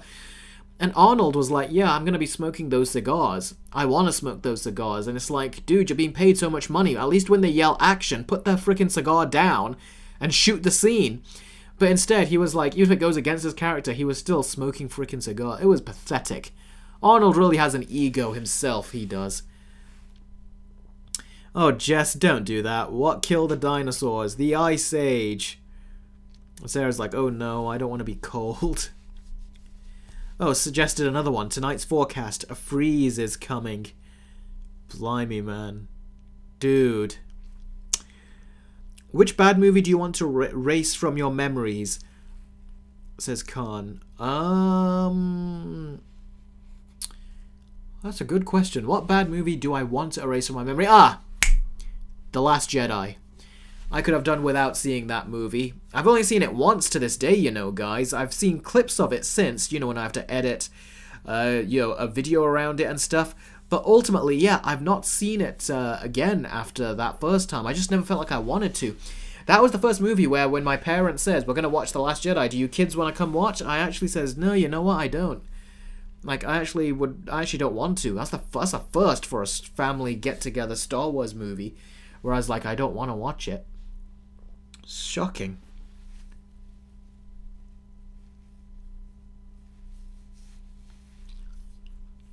The Logman says, when is your Joker versus video coming to YouTube? I don't usually like to say when I put them on. I like to just surprise you. So you're going to have to wait. I'm sorry, bud. But, like I said, if you want early access, they're already up. The Joker versus video is already up on my Patreon and on my YouTube join. And like I said, with what I've got coming in the next few days, you're going to want to become a YouTube member and go for the most basic YouTube member perk. Because I've got some really cool stuff coming on that low tier level.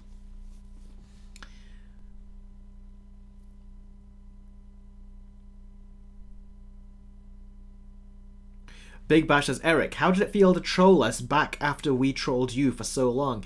It felt good. Thing is, I actually thought it was a disgusting looking image the first time I saw it, so that's why I thought I'd share it with you guys. I didn't know that it would hurt you guys that much, so I was like, you know what? Good. I've got something now to hurt you guys with anytime you get a bit crazy.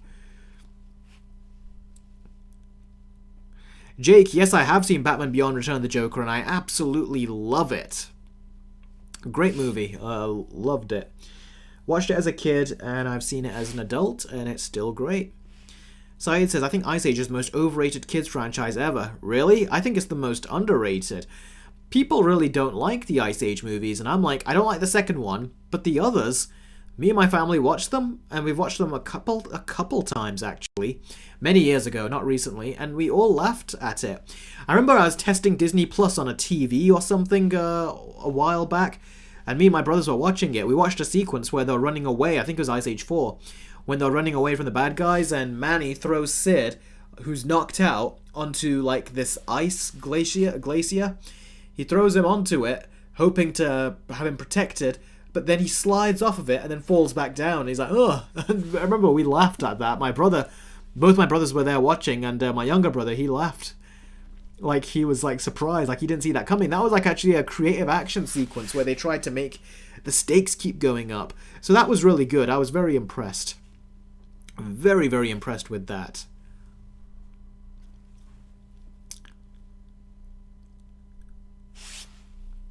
Khan says, why don't you like the second Ice Age movie? I remember not liking it because it was slow. It just didn't have the energy to it, and I was just not very invested. So I thought that the Ice Age movies were going to completely suck from that point on, because I loved the first one.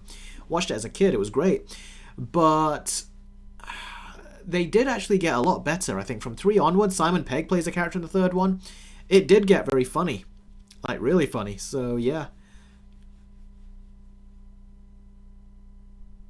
And also that squirrel, he gets funnier with each movie. Like, he just gets crazier and crazier, especially when he finds that safe haven. like a bunch of squirrels all in heaven where they have all the nuts they could want. And he screws that up too. Yes, Scat. Oh, was it Scrat? It was Scrat, I think it was, yeah. He was so hilarious. I remember my family laughed at, was laughing so hard at that when they were like, please, brother, don't allow temptation to, get the better of you. And then Scrat, just goes for that last, what was it? Acorn, was it? Or whatever. He goes for it. And then that's it. It's like he flushes it down the toilet. It's like he did his own snap, his Thanos snap right there, and then he just lost his, completely lost his little safe haven, basically. That was so funny, that was.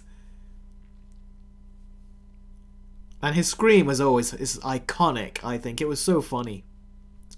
So funny. Yes, Era? She's like, Eric? Gregory says, I think 3 is the worst and a 2 out of 10, although I never watched the 5th. I don't think I've watched the 5th, you know. I think the 4th is the last one I've seen. But the 2nd one I didn't like. But the 3rd one I liked a lot, and the 4th one I remember really enjoying. It was very funny. Dark in the end. Dark how they kill off the bad guy, I thought. Batman's Game said I hated the 5th. Yeah, I've not seen the 5th, I don't think. So yeah, I need to check that out though. I even liked Sid's grandmother when she was saying about Diego and that other, female Sabretooth. And Sid's grandmother's like, if they're gonna kiss, I'm gonna throw up. It was very self-aware, I felt the movie was. I had a lot of fun. I remember my folks and everyone my whole family were laughing at that scene. I remember when we saw it too. Was that the 5th, Gregory? Huh. Is that the one I'm describing? Is that the 5th one? No, Batman's Gamer says the sirens in the 4th film were darker. Yeah, the sirens is what I'm talking about. Yeah, Sarah, I agree. The first one was the best one. We've got a £1 Streamlabs chat from King of the Monsters 2021, who says... Oh, darn it, why can't I copy this link? Okay, let's go over.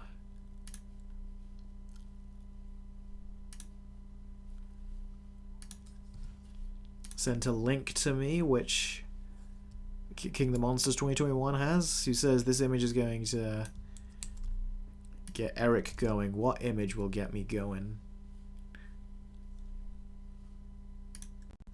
Oh, it's a presidential election thing.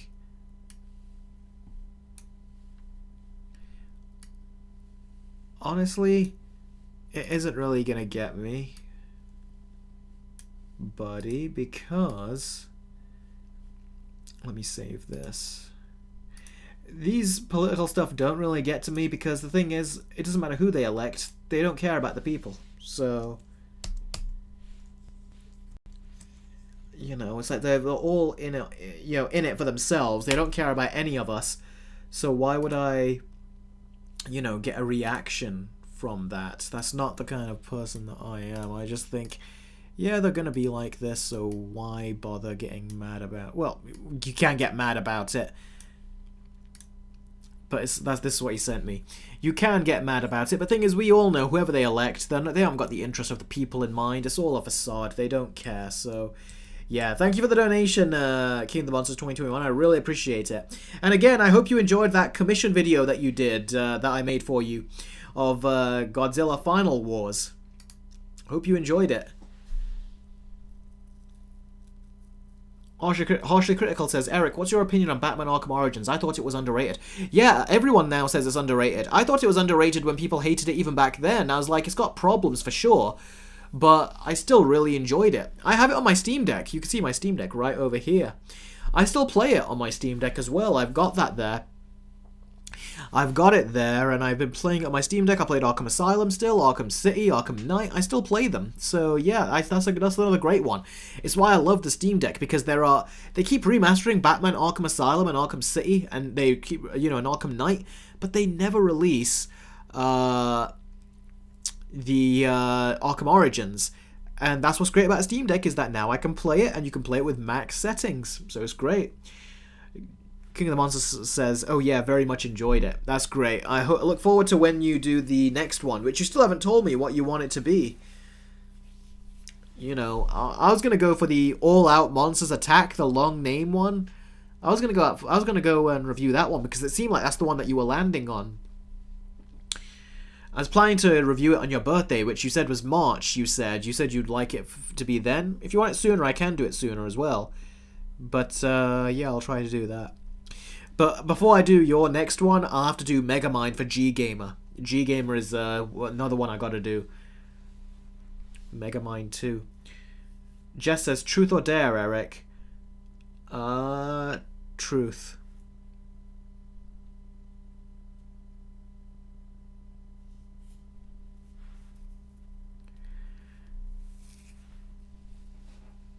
King of the Monsters says, I'm so damn indecisive. Yeah, to put it lightly, because trying to even figure out Final Wars with you all of a sudden became like this little structure. Like this advanced structure. I'm like, just give me the movie you want me to review and I'll watch it and then we can do it. Why do you want me to review The Passion of the Christ so badly, King of the Monsters?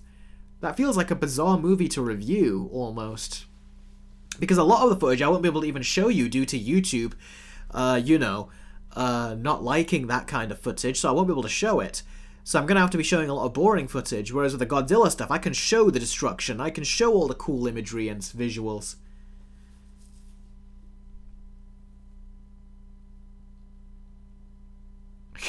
Khan says, Eric, your worst nightmare has come true. Cars 4 is in production.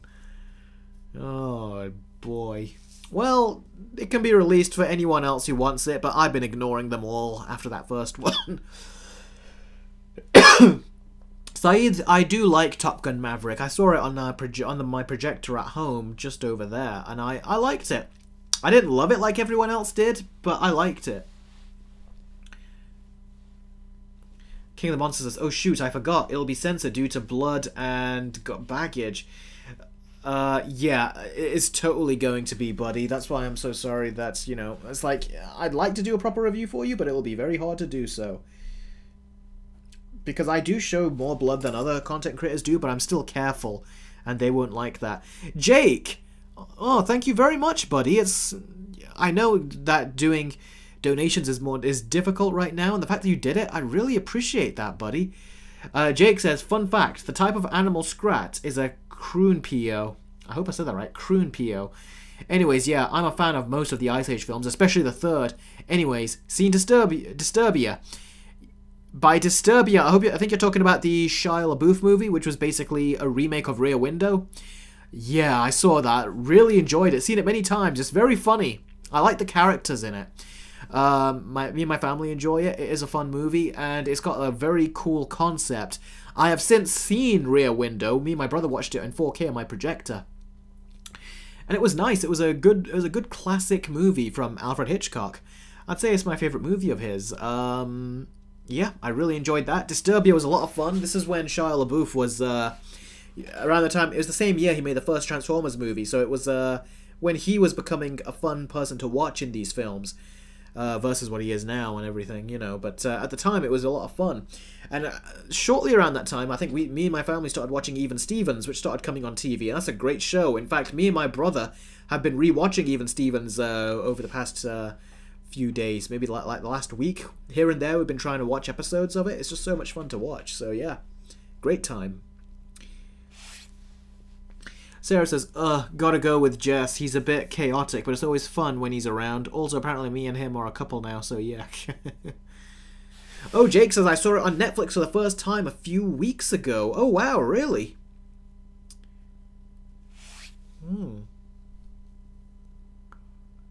Well, I saw it back in 2000... I don't think it was 2007. It might have been 2008, maybe? 2009? Yeah, saw it around that time, though. And it was a fun watch. I still really enjoy it to this day. King of the Monsters says, Eric, can you do live stream polls? I can when there is a poll to actually do, but there is no real poll to do right now. Jake says enjoyed it. That's very good that you enjoyed it, Jake. What would you give it out of 10? I think I gave it a high 7, or was it an 8?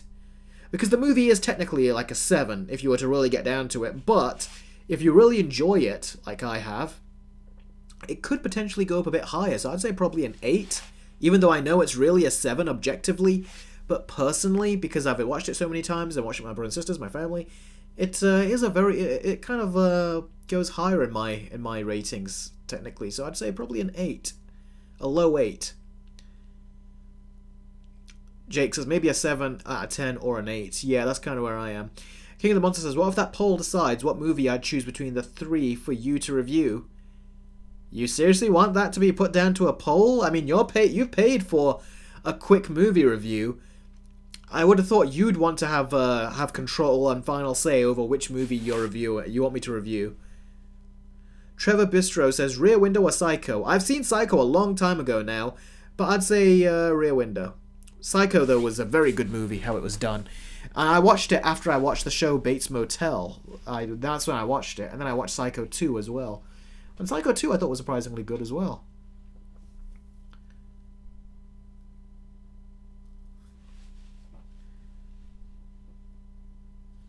I know Scarecrow is in the final episode of The Penguin.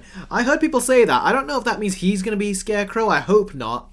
Because I don't like that character in the final episode of Penguin. I think it maybe means that maybe Penguin is... not Penguin. Maybe Scarecrow is one of his clients, maybe? And he's had that there. I don't think it means that he is the Scarecrow. I bloody well hope not. Gregory says, hey Eric, did you know they announced a live-action Shrek remake directed by Steven Spielberg? Did they announce that? Let me take a look. That is insane, bro. That really is insane. Let me see. Shrek live action. I mean, there was a live action play, and that was kind of interesting.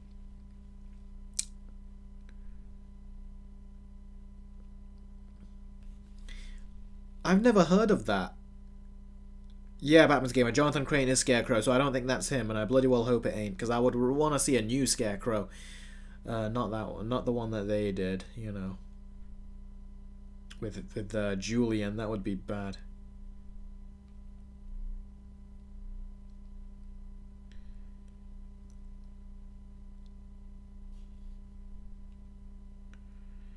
Oh, no, I don't see any news about that. Steven Spielberg wanting to direct one.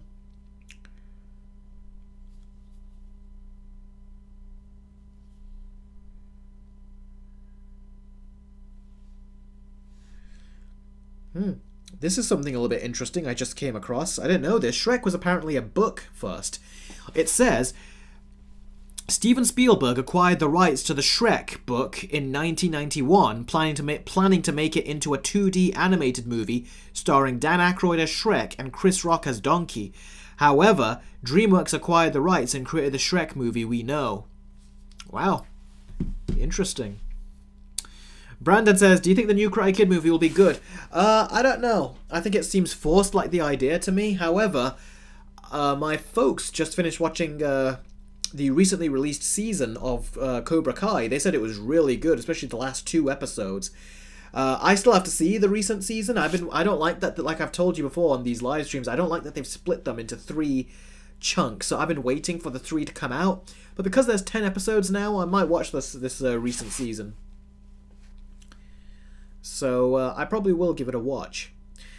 Okay, guys, 15 minutes, and then we're going to be ending the stream. So if you've got any super chats or Streamlabs chats or questions you want to get them in now. Because when that 15 minutes hits, I'm going to be gone. And if you want, like I said, Edward Scissorhands review, we are more than halfway across with this bar right here. We just need to get it all the way across. And then that's it. In the next couple of days, I'll get onto an Edward Scissorhands review.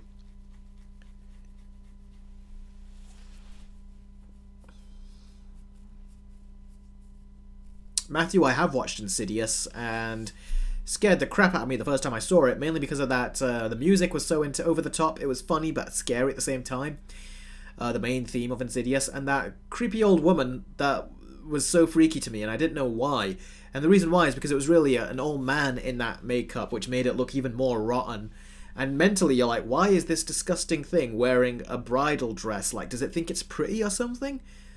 Is it, when it's supposed to be like a murderous soul or something? That's what it's supposed to be. And I remember it was so freaky. And that, I remember I saw it when I was 14, 15. I remember when I was sleeping in bed, I just imagined in the dark, when it was pitch black in my room, I just imagined at the bottom of my bed, the old woman / man was there just watching me. And I felt scared to get out of bed, I remember.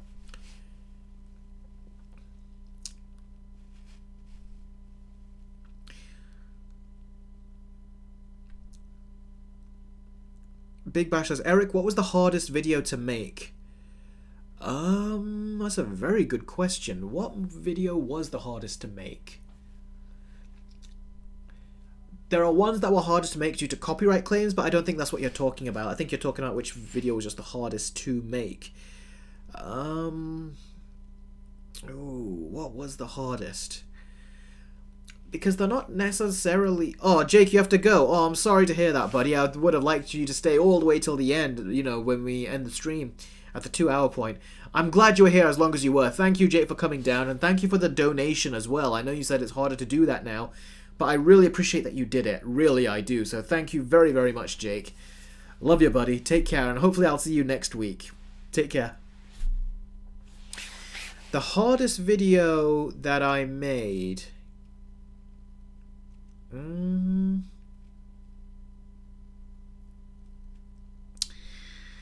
Ooh. Oh, I would say... Well, it wasn't really hard, but the computer was not strong enough to do the effect the way I wanted. Was it 3-minute reviews episode there that was hard? No, because that went around, that was tricky, but it was done. What was the one that stumped me? I was like, I don't know how to do this. There might be one, but every single one that I've hit problems with, or not problems, but I've been like, I'm going to do this new effect, and I didn't know how to do it, I eventually figured it out, and it worked great.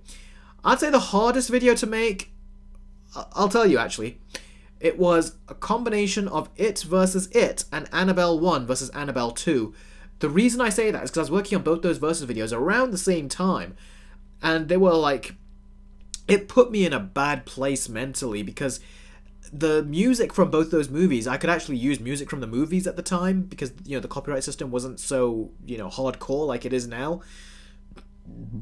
I remember when I was watching, well, I was listening to the music back and forth, and I was putting it in the videos and syncing it with the footage and everything.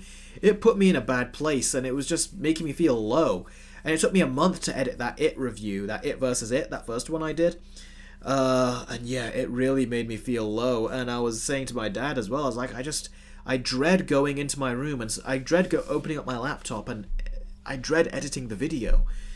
And my dad, when he finally did see the video, he goes, he could see what I meant, that it makes you feel low, because that music is very dreary, very depressing, very horror-like. So I was like, wow, if he can see it just from watching the video, with imagine how I felt with the whole month of editing that. So yeah, and then straight after that, I think I did Annabelle 1 versus Annabelle 2, and that movie also kind of like coming right off of It to another horror movie with scary music, it really did, it was like, you know what, I gotta stop, I gotta find something else and make another video about something that's more lighthearted. I think I did after that, I don't know, but that's basically my answer to the hardest video that I made, and I can't remember who asked me that now. Who asked me that? It was, yes, Jake, I've heard of the substance. I've not seen it, though. I've heard it is messed up. Was it Khan that said that? Oh, I can't find the comment. Oh, Big Bash. It was Big Bash that asked that, yeah.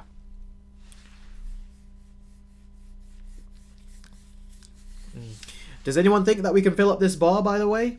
Because this will actually be a first. That will actually be exciting. It'll be the first time it is done. And you know what? The last person to put the donation in that fills that bar, their name, I'll put it on the screen. I just thought of that now. I thought that would be a fun little, like, here's your winner right here. King of the Monsters has done a £1 Streamlabs chat. Thank you very much, buddy. Let's see. Alright, it's official. I'm saving 345. My friend paid a down payment of $5 already. Oh, okay. Do Godzilla Giant Monsters All Out Attack for the 22nd of March. I'll save money to commission Godzilla 1954 versus Shin Godzilla. Final plan here. Okay then, cool. So, glad to know, buddy. I hope it is the final plan. So I'll watch that movie at some point, and then because I've got a lot of other videos to edit right now for this year. So it's actually good you say March, because that'll be a good amount of time. Plus I can watch the other movies as well. All those notes that you sent me. I'm going to be watching other movies as well. Like I said, I got to see, what was that movie called? Megamind 2 for G-Gamer. I've got to do the review for that. He let you have your review first in place of his. So again, thank you to the G-Gamer again, King of the Monsters, when he shows up, because that'll be very good, because that's how you got your review so early. Now I'm gonna have to work on his. I'm gonna watch the first one again, because before I see the second one, I want to see the first Megamind again. So I'll do that. Sarah, a $6 super chat. Thank you very much, Sarah. Sarah says, show us the Ice Age baby, Eric. Also, Eric, have you watched Little Shop of Horrors? The practical effects of the puppet for Audrey 2 is incredible. I've heard of the Little Shop of Horrors. I've still not seen it yet. But I've heard it's got great practical effects. And apparently the best practical effects are in a deleted ending. So if you've not seen the deleted ending, Sarah, check it out. It has a dark as shit ending, which they deleted because test screenings audiences did not like it. But that was the original ending. So if you look it up on YouTube, the deleted ending should be there. And show us the Ice Age baby, Eric. You want me to show the Ice Age baby? Okay.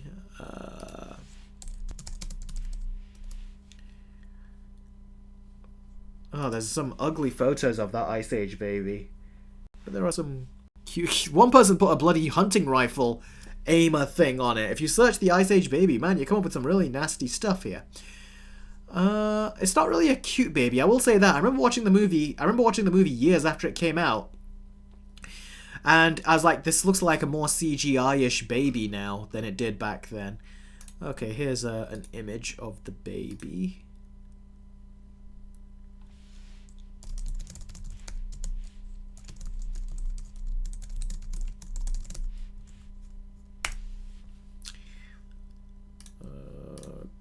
Okay. Here you go, Sarah. Here's the Ice Age baby for you.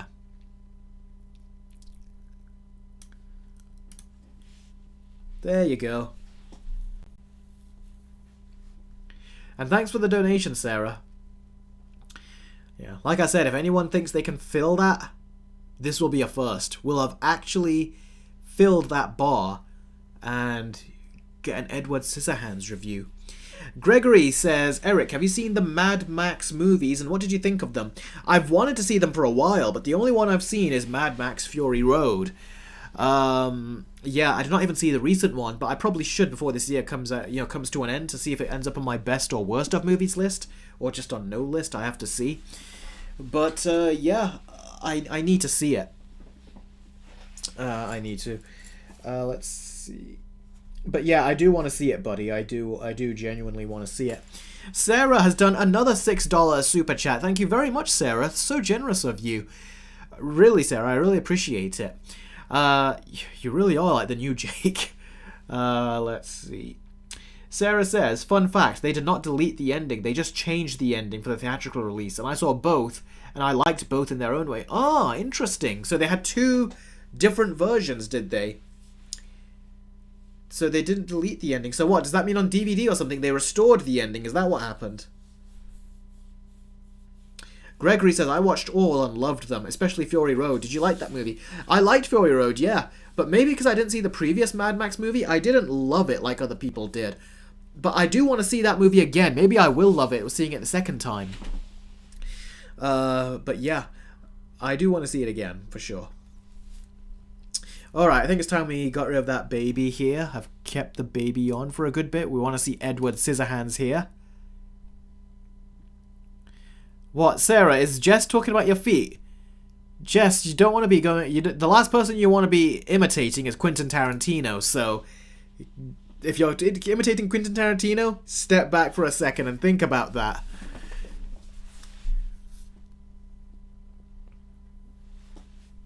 Matthew says, I found it has some uplifting music too. What does, Edward Scissorhands are you talking about? Or Ice Age? Or are you talking about the movie that Sarah mentioned, the Little Shop of Horrors?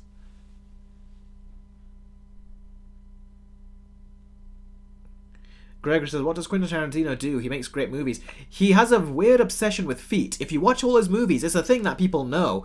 If you watch all of his movies, he always focuses on people's feet, and he's really got a bizarre obsession with it. He puts people's feet front and center in these movies, and that's done on purpose.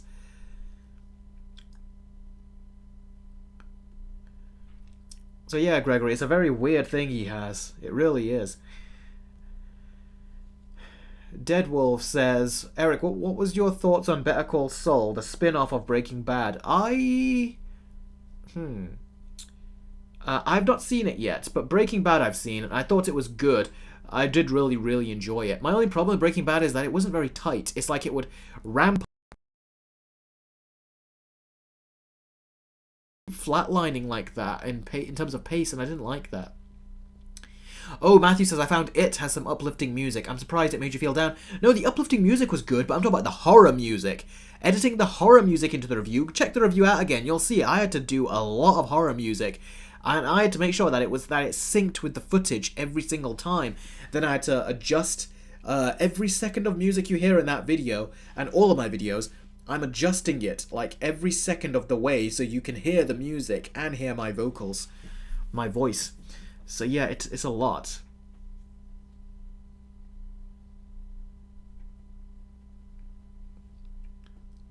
Sarah, I will watch Little House of Horrors. I'm curious to give it a watch. I'll probably watch it with you guys on live, like I did with Nightmare Before Christmas. Do you remember that? I'll probably try to watch it with you guys live. And I actually have the time codes this time, which I'll be able to put on the stream, so we'll be able to watch it together if you want. Does that sound interesting? One day when I want to give it a watch, I'll watch it with you guys. You have to be members, of course, you know, but I'm going to be doing this quite a bit, so yeah, if you guys want that to happen, by all means. Oh, Sarah's like, oh my god, yes, please. Alright, we'll see at one point when I finally feel like I personally want to watch the movie, then we can go ahead and watch it. I'm going to have to figure out how to do speaking to you guys in the comments as we watch movies as well. It was one thing with Nightmare Before Christmas because I'd seen that movie many years ago, but with new movies I've not seen, I'm going to have to figure out how I talk to you guys in the comments and engage with you as I'm watching.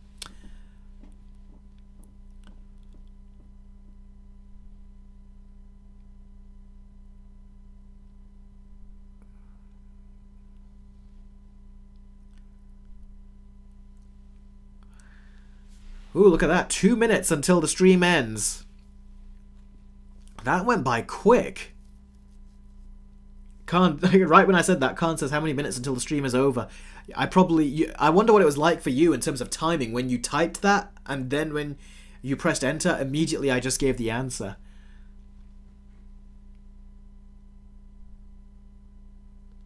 Jess says, Eric, Quentin Tarantino is not the only one with a feet obsession, but there is also Dan Schneider. Is there? I didn't know that.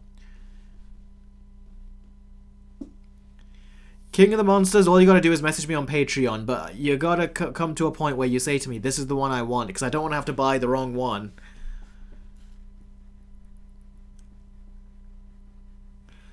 Big Bash says, Eric, what story from the comics do you want to see adapted in a Spider-Man movie? I want to still see a good Spider-Man story about the symbiotes. I still want to see a good one of that, but I just don't have trust that they can do it right. Sarah, I've not heard about that, about Dan Schneider. Man. How many of these kind of like perverts are there in the industry? You think you've heard of all of them, but then you find out there's more. Trevor Bistro says, do you have a favourite movie from Robert Zemeckis? Yeah, his Back to the Future movies. Oh, Kid the Monster says, I was just joking, lol. Have you heard of this movie called Birth of a Nation? I've heard of it, not seen it.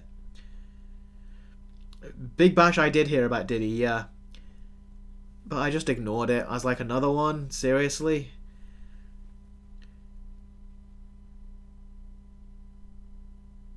Sarah says he kept making the kids show their feet way too often. Wow, kids showing their feet. Okay. Do we think we can get this bar to the end? We've got 1 more minute. If we get to the end, that would be a miracle. And we're approaching Christmas as well. Wouldn't that be funny? Time for miracles. Ditty of the month. I sat through the entire 3.5 hours. 3.5 hours of what? Oh, Birth of a Nation. Ooh, yeah, that was I heard it was a long movie.